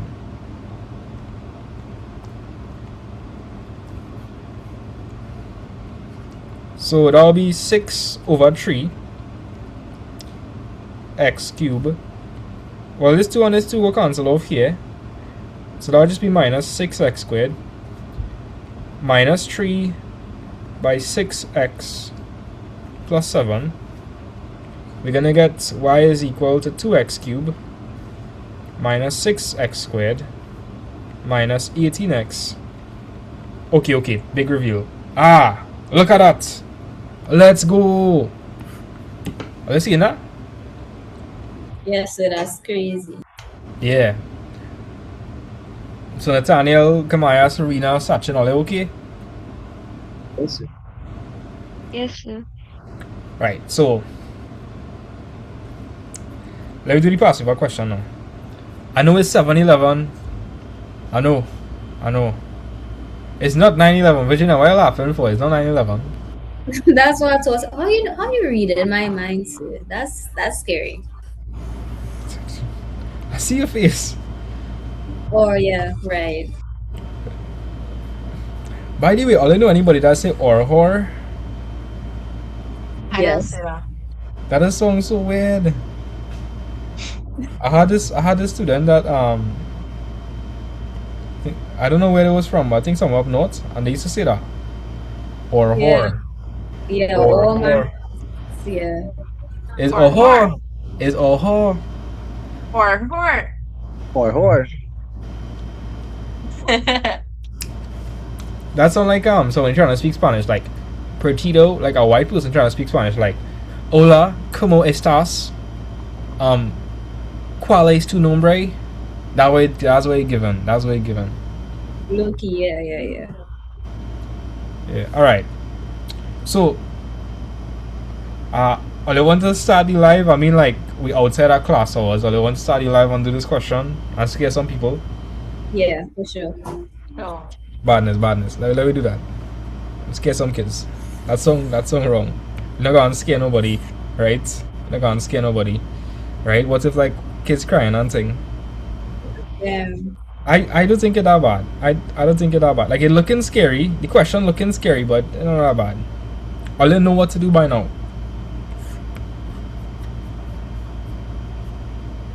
So if all the teacher doing this question in school and they doing the wrong thing, all they go point them out, right? All they wouldn't stick with. Yeah, for sure. Right, Nathaniel? Will you be calling them out on it? Or they would just be like, okay, whatever. No, sir, I definitely will call them out on it. They might say you're wrong. But you're not Really? wrong. Yeah. I, Some teachers, I don't know. Like their heads be shaking. sir, we have a understanding teacher. I feel like if I explain properly, she'll realize. Well, that's good to hear. That's good to hear. A lot of teachers are narcissists and they believe they're correct and they feel like they have all the authority in the world. Yeah. Yes, sir, that's very true. Which I think is BS. Alright, let me go live and scare some people. Fun stuff.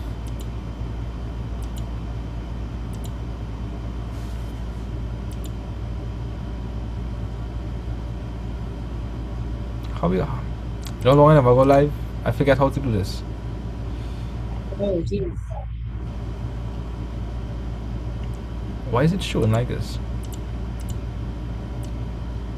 One moment.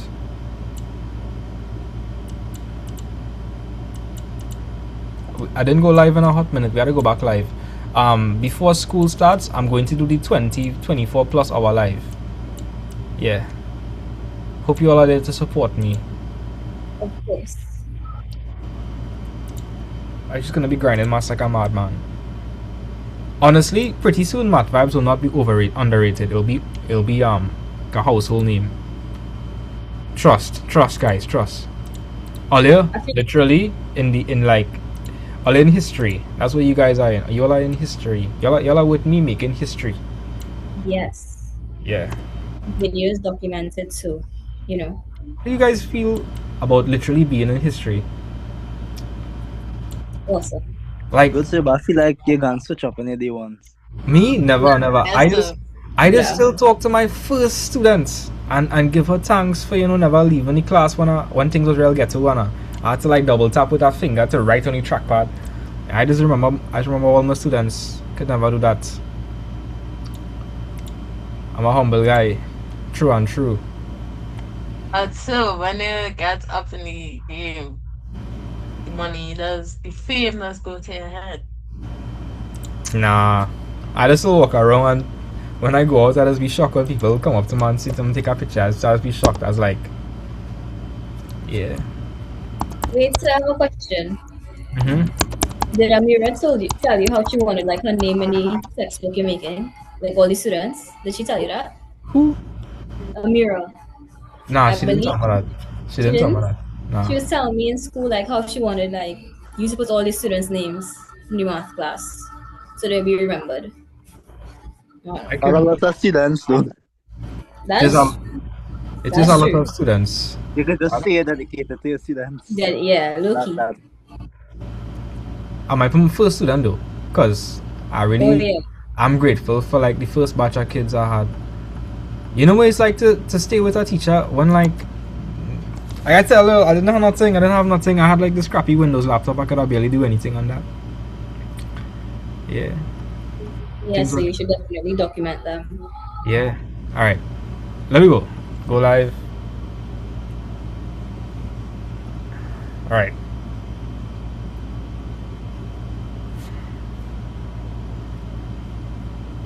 Okay, I think we live. Somebody could just go on TikTok and check. Oh.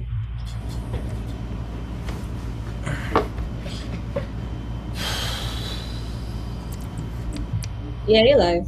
Badness, badness. There we go. Right. So Nathaniel is gonna help me. Actually, fine, fine, fine. Nathaniel, let me see if you learn the thing. Let me see if you learn the thing, right? Wait. Let me just check to see if I see like the no sound detected. Why are you saying no sound detected? Are you all hearing me? People on TikTok, are you all hearing me? Let me know.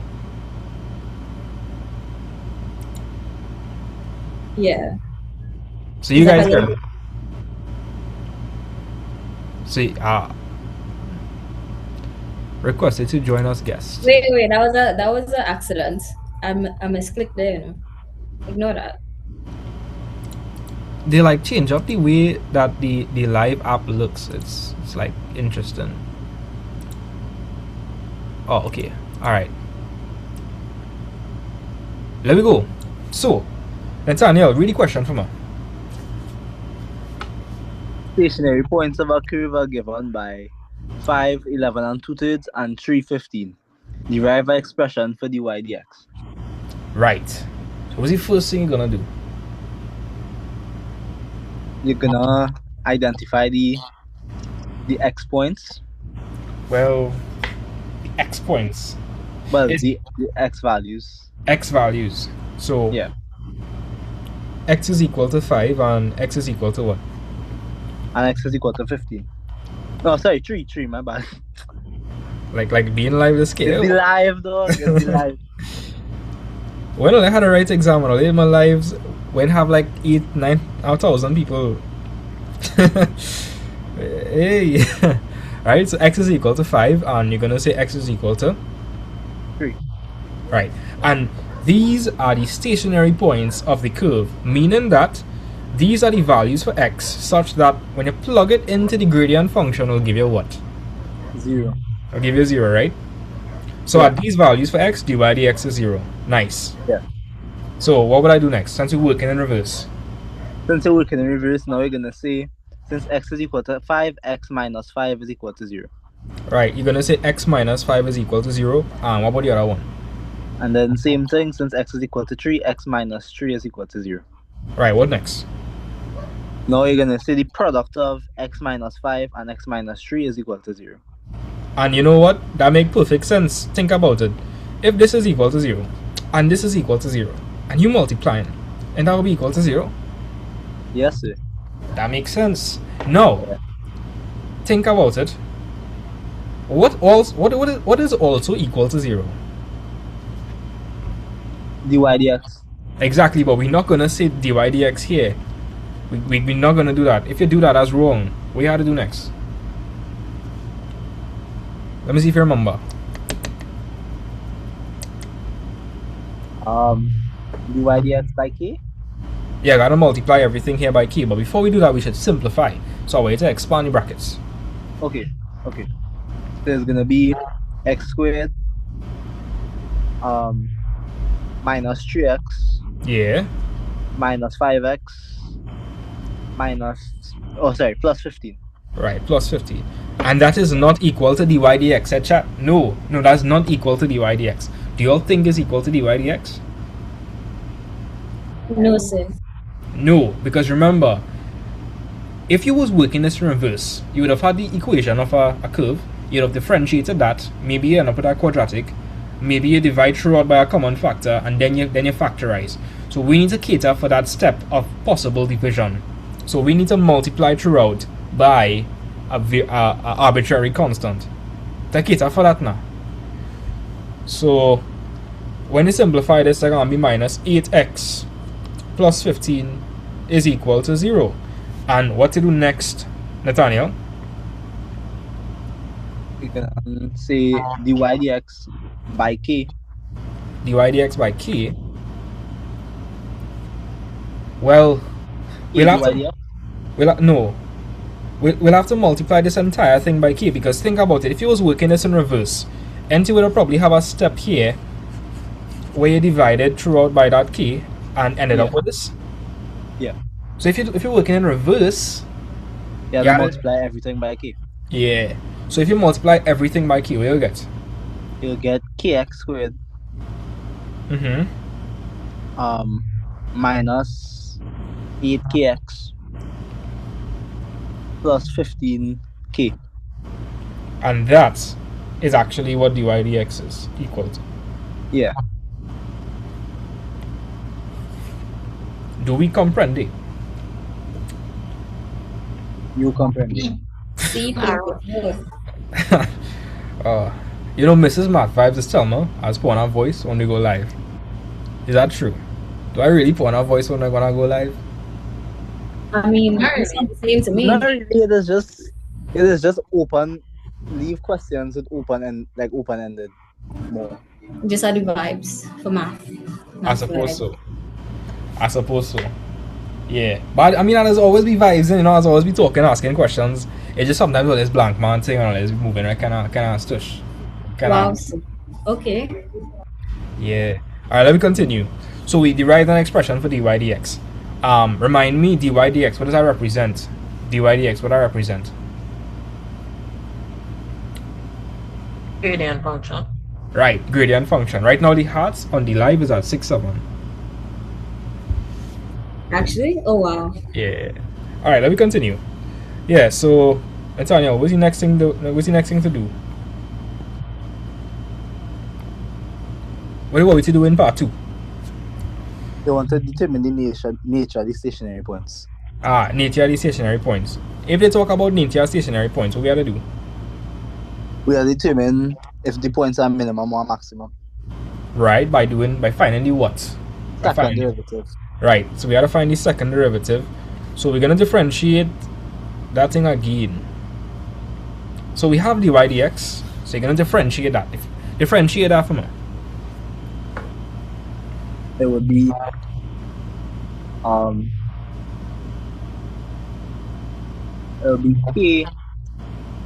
k2x. So 2kx. Okay, 2kx. Because saying k2x kind of sounds so. That kind of sound weird. Yeah. It's correct. It's correct, but it's some kind of weird. 2kx. 2kx. What is this gonna be? That would be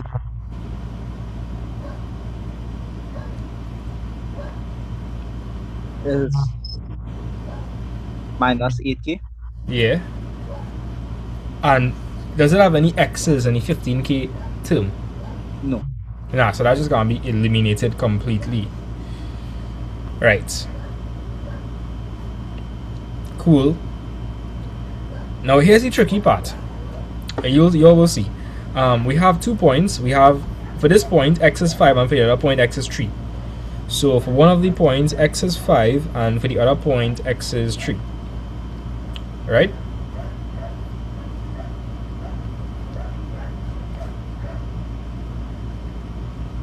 So we're going to plug in 5 into this. So that's going to be 2 by k by 5 minus 8k. What we're going to get?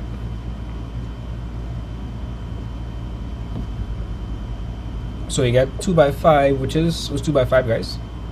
10k. Right? Right? That'll be 10k. Minus 8k. What's 10k minus 8k? 2k. Okay. That's 2k. Right. Now, is 2k a number? Is 2k a number? Nah. Nah, 2k is not a number. So you'll see what we're gonna encounter. So you'll have to say this. If k is more than 0, then this was a really tough question. I don't think anybody would have get this year. This is a tough one. 511 2/3. 511 2/3. So if k is more than 0, 511 2/3 is a what? Talk to me, guys. If k is more than 0, it implies 2 gonna be multiplied by a positive or negative value.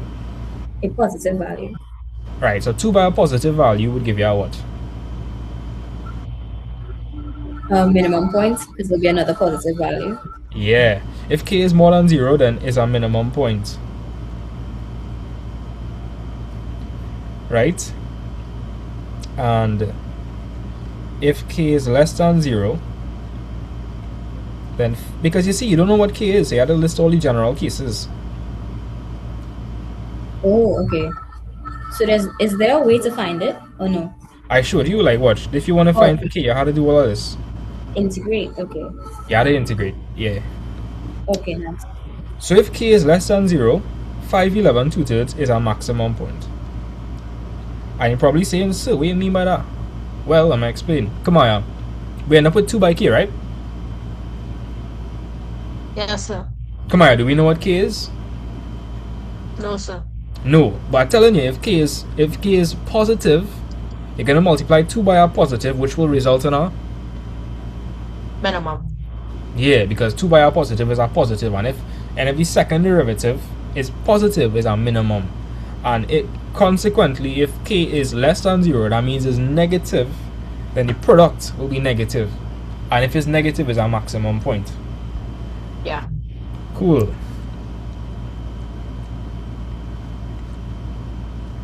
Let's do the other one now. So d2 by dx squared, I'm going to put x is equal to 3 into that. That's going to be 2k by 3 minus 8k. You're going to end up with 2 by 3 is 6k. You're going to get 6k minus 8k. What is 6k minus 8k? Minus 2k. Okay. Check this out, right?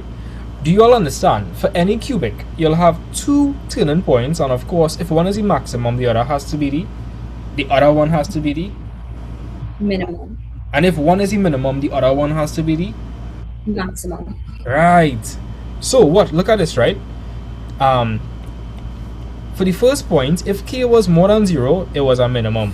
Over here now, if k is more than 0, you're gonna have a negative by a positive.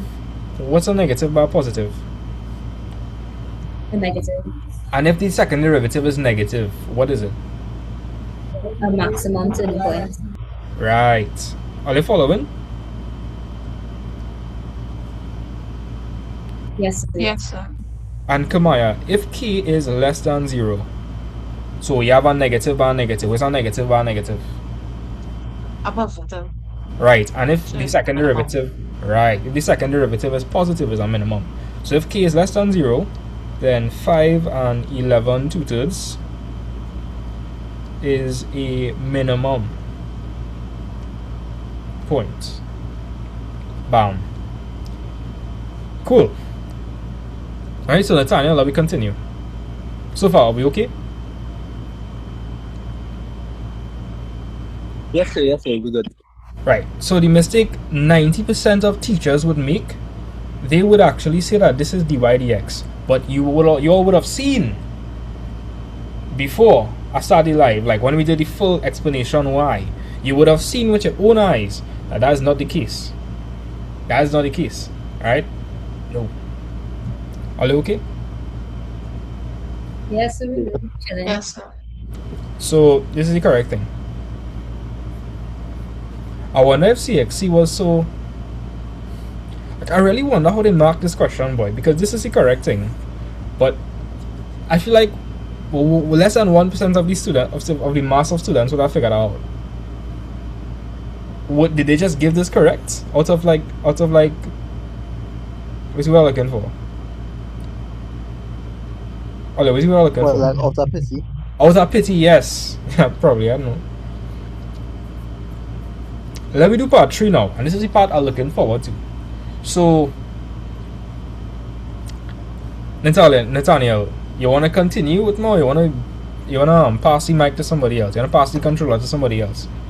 Yes, sir, I'll pass the controller, pass the torch. You know what I mean? Pass the controller. You know what I mean? I'm talking about. Yes, sir, yes. Come on, I go beat you, you know. Come on, I'll give you licks. She could probably say, Why are you encouraging?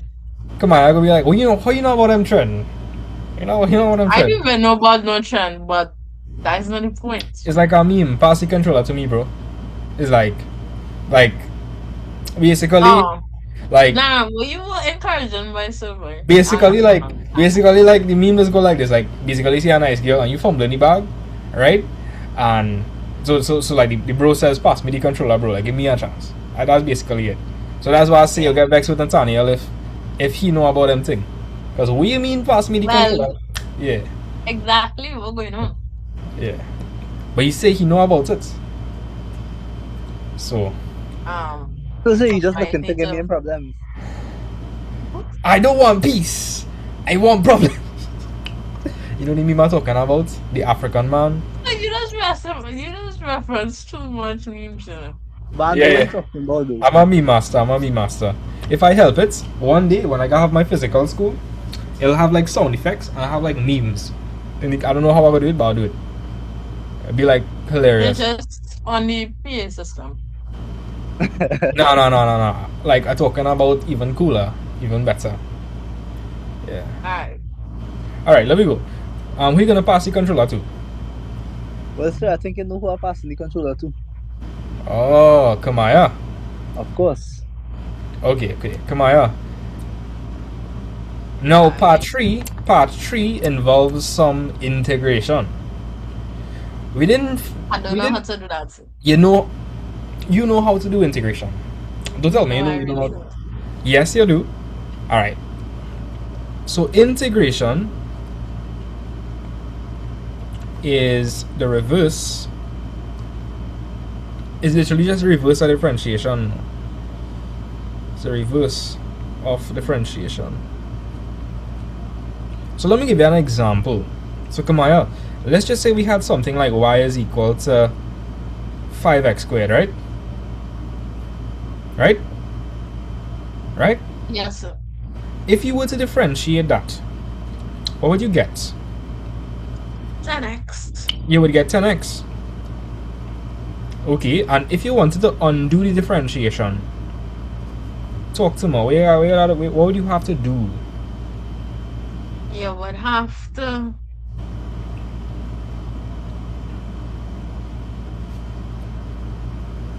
You put one and then you add one to the power and then divide the 10 by 2. Yes! Double using the chat for Okay. Kamaya. Double, you know how to integrate. I tell you that, you know. Tell you. You be telling me that you don't know how to. You try that thing, right. So when you are integrating ax to the power n, you just do the reverse. All you do, you add 1 to the power and divide. That's how that easy. Easy. Right, so you're gonna integrate dy dx, and you're gonna have to integrate with respect to the variable x, right? Because that function changes with respect to x. So we're gonna integrate with respect to x the same way how you would differentiate something with respect to x. You're gonna integrate with respect to x. Come on, do you understand that the gradient function is in terms of x, right? You see in that, like it's 10 by x. Yes, sir. So you'll be integrating with respect to that x. Now, if you integrate dy dx, it undoes the differentiation and it's going to give you y. So on the left hand side, that's y. On the right hand side, when you integrate 10x, what are you going to get? Well, you're going to add 1 to the power, so that would turn to what? 10x squared. Right, and you can divide by? 2. And this is indefinite integration, so you're supposed to add a plus c. When we do it a bit more, you go see where you get a plus c from.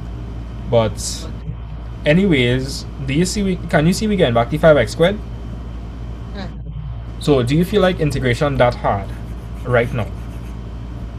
No. No. Not for the moment. Not for the moment. Good. So if we want to find the equation of the curve, we want to find what y is equal to in terms of x. Is that not the case? Yes, sir.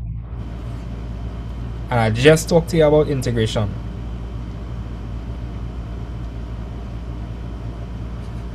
Though if I could get big like speed, but like for maths, that'd be so cool. I would love to do that. I'd love to do that. Like imagine maths, but like with real memes and like brain run. But also brain enliftment. Yeah. But sir, the parents would want their child and taking all that brain. Hey, children has been taking in brain rot regardless. And parents will do nothing. I guess so. Yeah. My baby cousin was saying cyber to my aunt. Yeah, My aunt don't know what I mean. that's good. What when I tell she what I mean, one lash.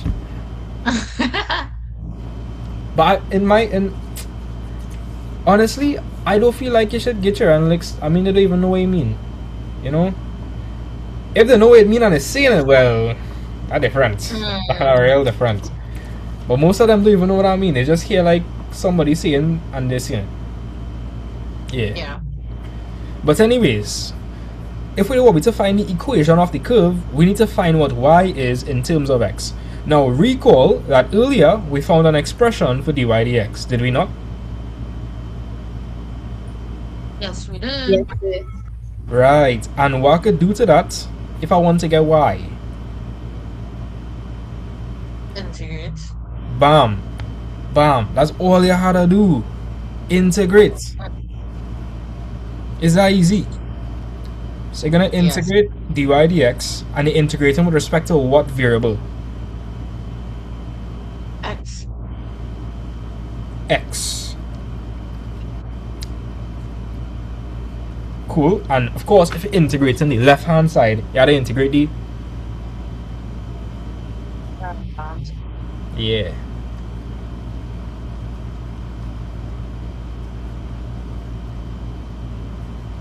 No So- comprende. Say that again. No comprende. You understand it, trust me. No, wait. Okay, wait, what part I confused you? You're talking about right hand side and left Oh, hand I make a side. mistake. I Yeah, see why you would be no comprende. I left out the kx squared. Yeah. My bad, chat. My bad. You know what I mean? My homelander, like he was like and he's like he you know what I'm talking about? Sir. You know, like you know what he's like, and he's about to Or like those footballers, this FIFA. Like it have so many clips there. no, you know who Homelander is? I've no idea. I just going based on what you're doing. That's sad. Serious or down? So Wait. you see most unemployed Unemployed employed person. person I've ever seen. Yeah. I know, right? It's so crazy. You go into university and you're teaching lessons, you don't sleep. Like, So, where you and get the Homeland time is the to boys. intake on this? Say that again. Say that Who, again. me or Kamaya? Anyone out there? Yeah. Yeah, I was guys. just saying, and Homeland is the boys. Yeah. So I had to Just- watch that show, no? You had to watch the boys? Yes, sir. Yeah, I had to watch it. Oh, wait. Yeah.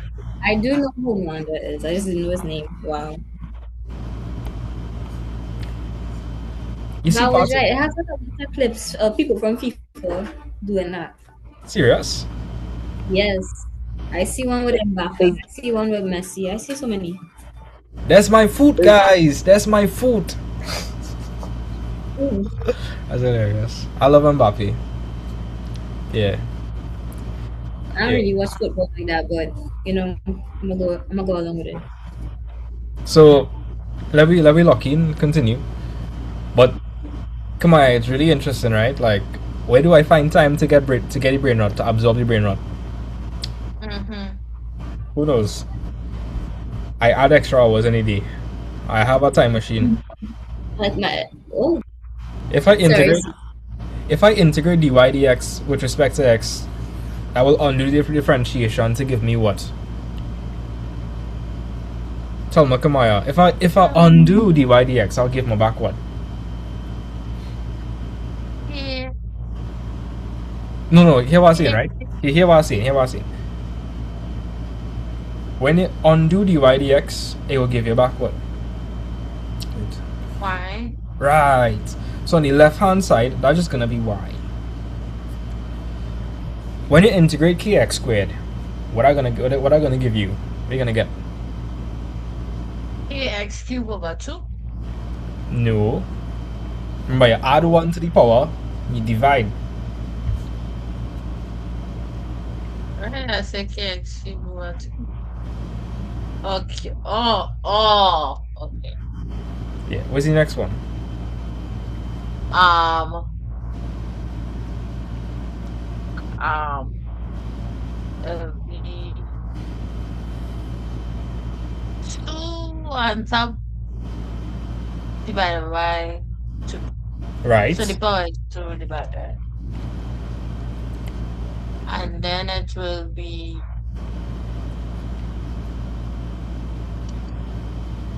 1. So you can't slap on x. Yeah. Yeah. Because if it's a constant term, just slap on x. You know why? Let me show you why. If you had to differentiate 5x, what would that be? 5. So if you integrate it, we'll get 5. 5x. Remember, integration just undoes differentiation. So if this is the first derivative, when I integrate it, I'll get this. Yeah. So if you integrate a constant, it's just gonna slap on a plus c. So it would pop. Oh. Well, it's gonna slap on x to. I was saying. Sorry, again I had on myself. You're gonna slap on an x if it's a constant term, but if you're doing indefinite integration and there's no limits, you gotta add plus c. Again, more on this when we look at it next class. But anyways, this is what we get. We get this. You with me?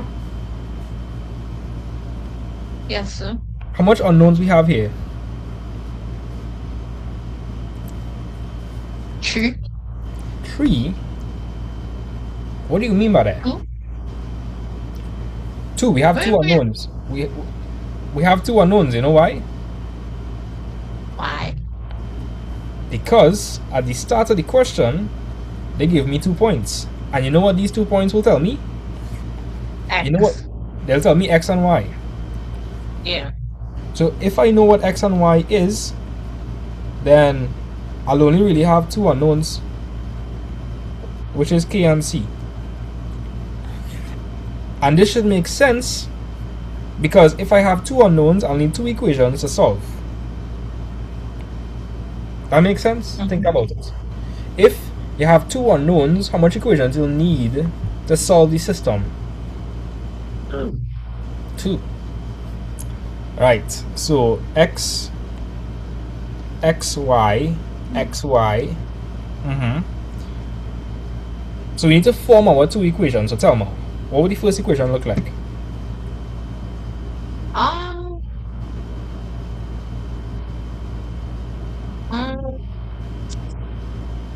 You know this? It's in that brain somewhere. I don't know. Hey, Nathaniel, and she know this? Yes, sir. Of course, you know it. Nathaniel, and do you know this? Of course, sir. Yeah. Well. Come on out. How much Yes, unknowns sir. I have? How much unknowns I have? I have 2. I have 2 unknowns. And how much sets of points I have? 2. Right. And Well, yeah, you're just putting, you substitute x and y into the equation. that's why I say you know the thing. You just playing with. You just playing my time. 11 by 3 is 33. 33 plus 2 is 35. That'll be 35 over 3. Alright. And that'll be equal to k by x to the power 3. X in this case is 5. 5 to the power 3 over 3. What next?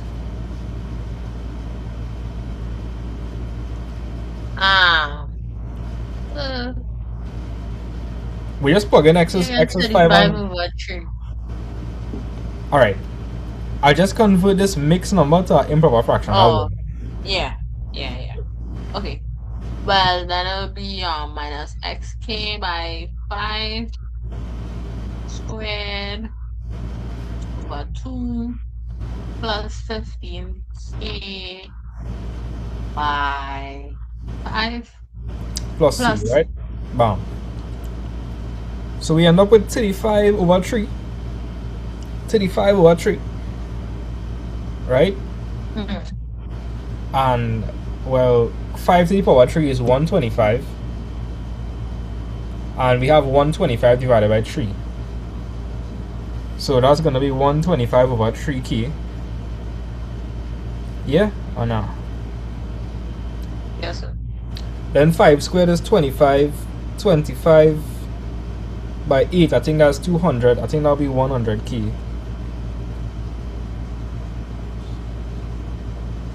It'll be Wait. I feel like 200. My mind tweaking. Wait, am I correct? Wait, It's It's 200. 200. because 25 by 4, that is It's 100. It's 100 So 8, yeah. will be 2. Yeah, I feel Or like I you correct. just playing with it too. Oh yeah, because I have to divide by 2, you're right. So Well, yeah, it's I 100. will never question the greatness again. Right? Which for real though, check it in the calculator. We have minus 8 by Yes, sir. 25 over 2.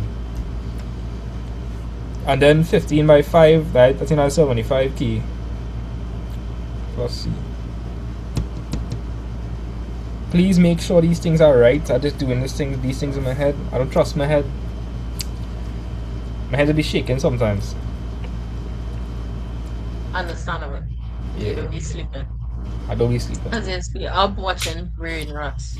Yes, but it's part of my job. Eh? If I'm not the one with the brain rot, I wouldn't be able to relate to students. Yeah. Okay. Right. I want you to group together all the key terms from now. So in the calculator, you put 125 over 3 minus 100 plus 75. Let me know what you get.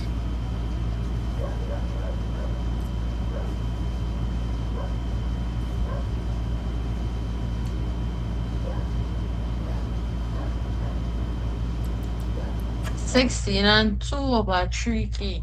Tell me, that's an improper fraction.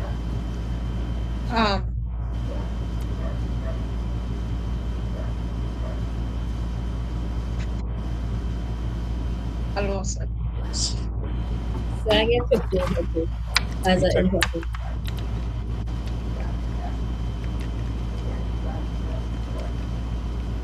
I get 50 over 3. That's what you get. Yeah. Okay, and you'll say that again? Oh. Yeah, that's what I guess 40. Wait, no, it's plus 2. Never mind. Yes, it's fine. Alright. That's the first equation. Let me find the other equation. So that will be 15 equals a by 3 to the power 3 over 3 minus 8k by 3 to the power 2 over 2 plus 15k by 3 plus c. That will be 3k minus 9 by 4, so it'll be 36k plus 45k plus c. I'll be 9 Equals minus 6 minus 27 minus 27, 18. 18k plus. Unless you see how fast I was moving in UE exam, I'll be like, shh. It's like, Make sure I check over your mood, Sophie. yeah, I'll check over my work. Yeah, I'll check over my work, don't worry. Alright, so we have 2 equations. Let's go. How will I want to solve these 2 equations? Elimination or substitution? Elimination. Yeah, who does do substitution, buddy? I don't know. I still don't really know how to do that, and I don't really want to find out. I gotta Like, I show know, you. but I will have to show you. You You show have me to- the form. I don't want to see search. No, you have to do it for some questions though. Like, let's just say you have a linear and a non-linear equation. There we go. So, what is 35 over 3 minus 15? That'll be minus 3 and well, sorry. Minus Again, minus 10 over 3. right, yeah. You get that? Yes, sir. Then we have 50 over 3 minus 18. That will be minus 4 over 3k. And c minus c is just 0. Right. So we end up with minus 10 over 3 is equal to minus 4 over 3k. So if I wanted to find for k, I need to divide both sides by minus 4 over 3. You know, wait, Virginia, why is Janaya not in this class?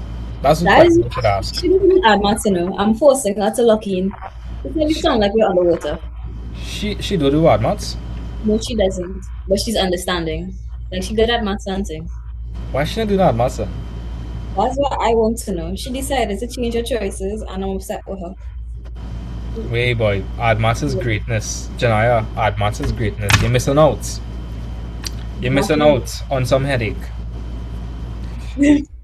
Honestly, yeah. Alright, yeah. So, Kamaya, if I wanted to find for k, since minus 4 over 3 is being multiplied by k, then to find for k, I would have to divide both sides by minus 4 over 3. So you'll cancel off now. Yes, sir. Yeah, this is hard maths. This is hard maths. So when you divide both sides by minus 4 over 3, that's going to be minus 10 over 3 divided by minus 4 over 3. It'll be 2.5.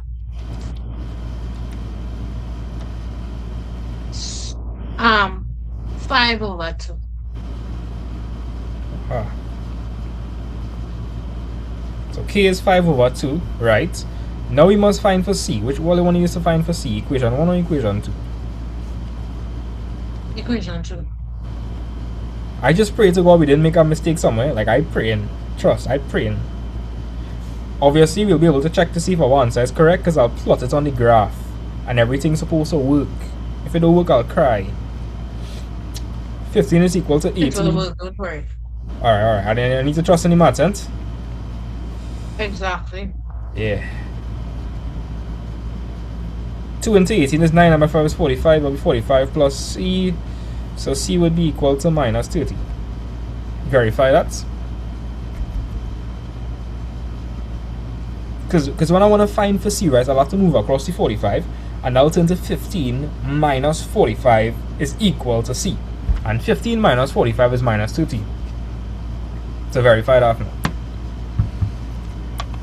Yes, sir. Bad. So, here what? Now, we should be able to write the final equation because we know what k and c is. So, y is equal to k. K is 5 over 2 x cubed all over 3 minus 8 by k. Again, k is 5 over 2 x squared all over 2 plus 15. They had to make it they had to give us k as a fraction, eh? Fraction so ugly. And then c is minus 30, so that'll be plus minus 30, which is just minus 30. Are you good with that? Yes, sir. Yes, sir. Now we have 5 over 2 divided by 3. What's 5 over 2 divided by 3? 5 over 6. Alright, so we have 5 over 6 x cubed. Then 2 into 2 is 1, 2 into 8 is 4. So we have minus 4 by 5 over 2. What will we get? 10. Alright, you're going to get minus 10. Alright, because minus 4 by 5 is minus 20. And minus 20 over 2 is minus 10. Alright, 15 by 5 is 75. You're going to end up with 75 over 2 x minus 2t. Now, hey, this is the big moment. This is the big moment. I'm going to now wait before I do anything. Right? What points supposed to lie on that graph? Tell me, guys. What points supposed to lie on that graph? Points we had I'll just see the points, sir. yeah. These points, right? Yes, the Yeah. stationary point. And when it's okay, so if I were to plot this graph, aren't we supposed to see those 2 points lying on the graph? Yes, sir. If Yes, it's sir. not lying on the graph, pressure in the camp, guys. Pressure in the camp. Real pressure. But we'll Yeah. see. So we have y is equal to 5 over 6 x to the power 3 minus 10 x squared plus 75 over 2 x minus 30. Okay. I'm a bit nervous, guys. I'm a bit nervous. I'm not nervous. I trust in the maths vibes. I'm not nervous at all. By the way, just by looking at this, which point looked like it's the maximum point? The 511 2/3 or the 315? 350. I would say the 315. Yo, it's already looking correct. It's already looking correct. Watch. Wait. Oh, yeah. Boom, booklet. Let's go. We W have is in to the touch chat. maths. W. Badness. Let me check the other one. 5 and boy, that what we talking about. Yeah. Bad man thing, sir. Bad man thing. Right? So we are 100% correct. Yeah. I'm not okay, I thought I'd be wrong. Because mistakes is happen, mistakes is happen. Nah, I'm not doubting math vibes. Nah. Look at our badness. Yeah. So it works. Everything is as it should be. Cool.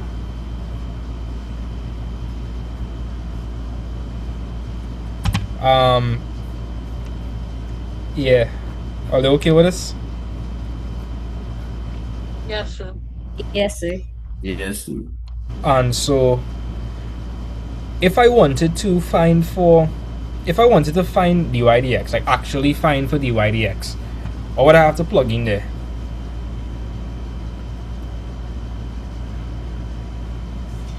Sorry, say that again. Yeah, next. If I wanted to find what dy dx is, what would I have to plug in? Yeah, next. Values we just I would have to plug in what k was. K was 5 over 2. So that would be right. So that'll be 5 over 2x squared minus 8 by 5 over 2x plus 15 by 5 over 2.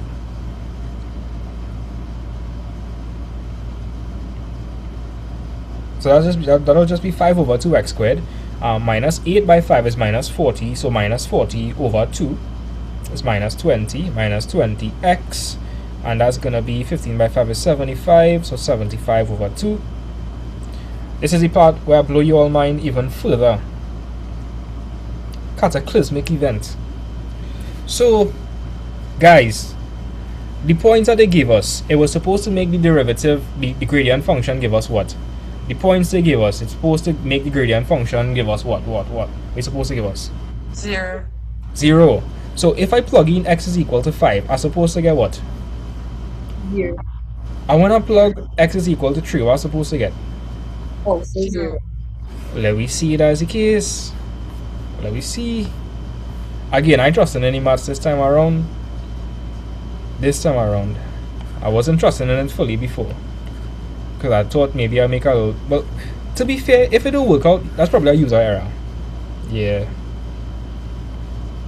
If it don't work out, highly likely it's a user error. Alright, so Virginia, this is the moment. Okay. So when I plug 5 into dy dx, what am I supposed to get? Well, we're supposed to get 0. Do that for me. Plug that in the calculator. Alright, good. So 5, I can work it in my head in the meantime. So 5 over 2 by 25. You can end up with 25.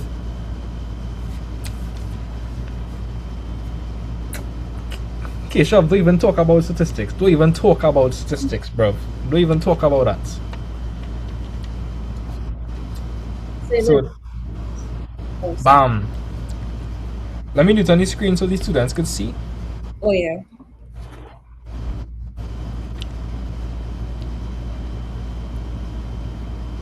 After this, I got need some Chinese food. Ooh, nice. Yeah. You need to share. I will I show you love know, Chinese. it's a big box. Look at that. I didn't even eat from it, I buy it. I buy it like 2 o'clock and I still didn't touch it. Oh wow. Oh, I had to get a level of self-control. Buy Chinese and don't eat it for like 3 hours, just leave it. Yeah, what, zero? Been way more than 3 hours. Nah. Alright, I can do maths, yes. Gonna take 3 hours, yes? Gonna crack it, am I teaching maths? Can't subtract time. It'll be like 3 hours from when the class started. You know. Yeah. I wanna plug in 3 into this, what's supposed to get? Also 0 or something wrong.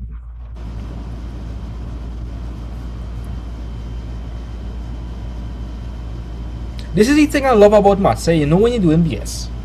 Like if you're doing the correct thing, you'll see. If you're doing the wrong thing, you'll also see. Right? Watch. We get 0. And I mean, all of this make perfect sense. It does. It makes sense because at the stationary points, we could read off the x value that would make the first derivative 0. And we see it now over here. When you plug in 5 and 3, it makes the first derivative 0. Because the gradient at the stationary point is 0. So, we good? Yes, sir, we do. Yes, sir. So if I get a question like this in the exam, when you say x is 5, x is 3, you move it across, and you expand, don't forget that is not dy dx. That's not dy dx. To find dy dx, you have to multiply by an arbitrary constant k to cater for any division that could have been done. So dy dx is actually k is a scalar multiple of those, essentially. Yeah.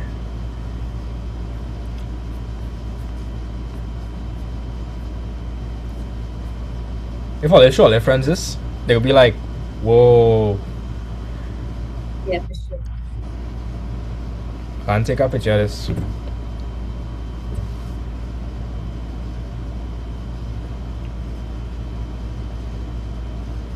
I posted up like my form for class notes the other day, and somebody looked at it and I was like, that form for hard maths? I was like, yeah. Virginia, you was there? No, I'm just like shocked at their reaction. Yeah, this question. Oh, this one. I don't hard. You're looking hard. I don't hard. I feel like the amount of digits, they're like, ooh, what's that? Yeah, but not that hard. Before that class, I would have been like, ooh, because I do like indices. But no, you're bad. You're good in indices. Yeah, thanks to you, sir. Very good.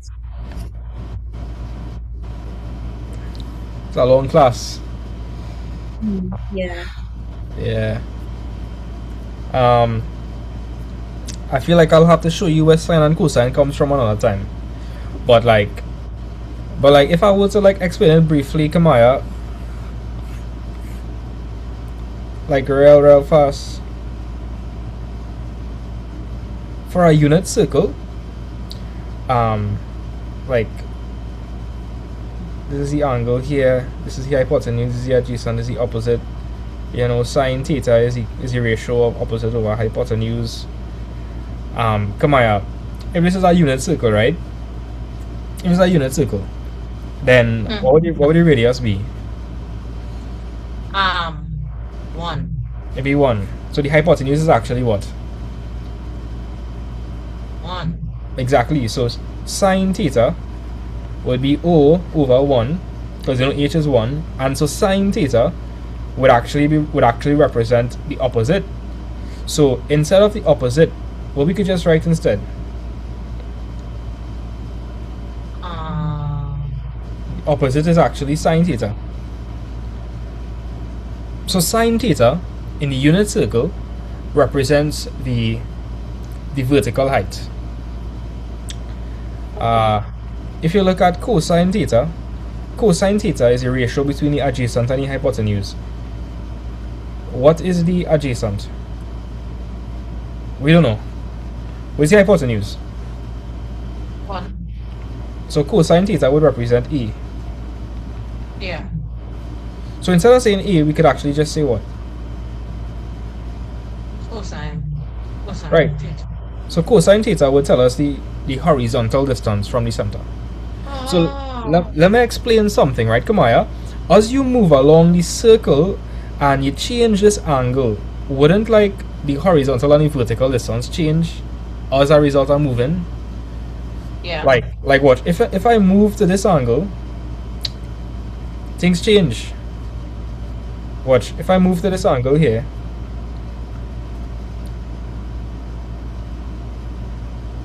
I will have some different. One thing that will remain constant though, the hypotenuse will always be 1, but the other things might change. Like look for instance, if I look at this angle here,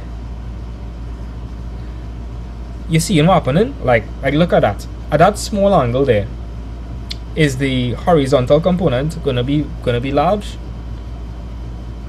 Oh, sorry. Will the vertical component be large? The vertical No, part? sir. No, but the horizontal component is like close to 1.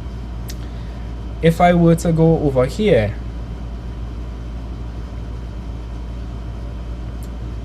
wait, give me a second.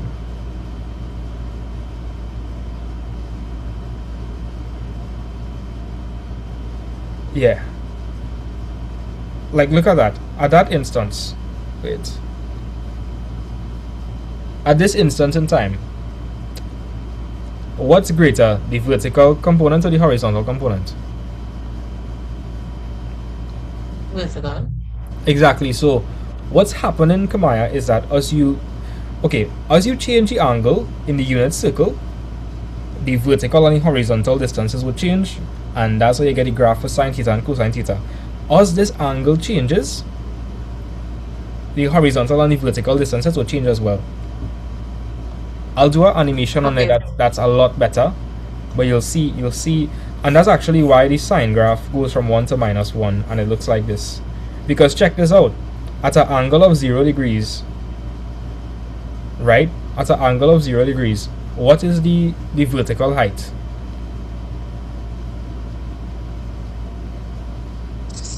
0. 0. That's why it starts at 0, 0. Over here, at 90 degrees, what is the vertical height? 1. 1. No. So at 1. 90 degrees, it will be 1.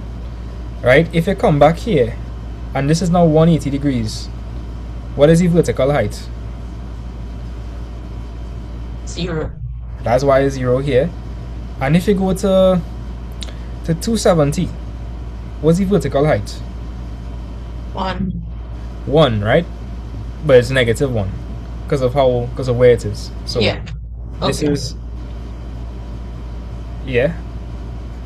I think you get the idea. And if you go back to 360, right? If you go back to 360, make a full revolution, what's the vertical height? 0. Right. So the sine graph talks about the vertical height as it changes, as it makes a full revolution. So like Alright. as you traverse this circle, the vertical height is going to change at every single instance. And so the sine graph graphs that out. It tells you how the height is changing throughout the 360 revolution. And the cosine graph, it tells you how the horizontal distance is changing for the full revolution when you change the angle. Yeah. I'll do a much better video experience. Don't worry. Wow. Yeah, but yeah, guys, that's it. I might do a live tomorrow or something. If I do a live tomorrow, I'll let you know. I like going live, you know. If I could find some way to profit off lives and become like a real big math streamer, that'll be dope. I'll be legendary.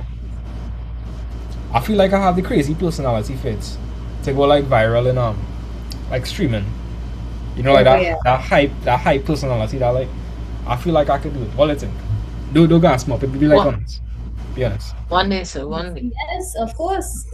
I mean, your channel is literally math vibes, so I wouldn't be Yeah. shocked.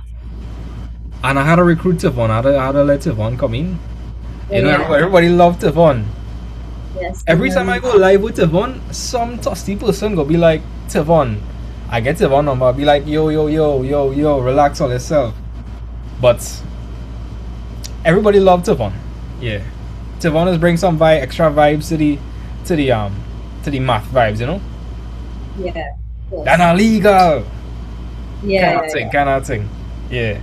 But anyways, guys, hopefully have a blessed night. I'm gonna stop that live. Give me a second. Oh, there was some homework. No. No, not preferably. Okay. Not preferably. It's okay, sir. Oh, you don't want homework. Yes. Uh, Master. It's alright. Please be up for once, master. Just Once, me. once. I agree. Once. Okay. I would no homework. No homework today. Are you happy? Yes. Very Yes, very Very soon. happy. Very. I'm All right. elated. best present. Are you elated? Okay. Yes. Well, take care, guys. Hopefully have a Thank you. blessed night. Bye bye. Same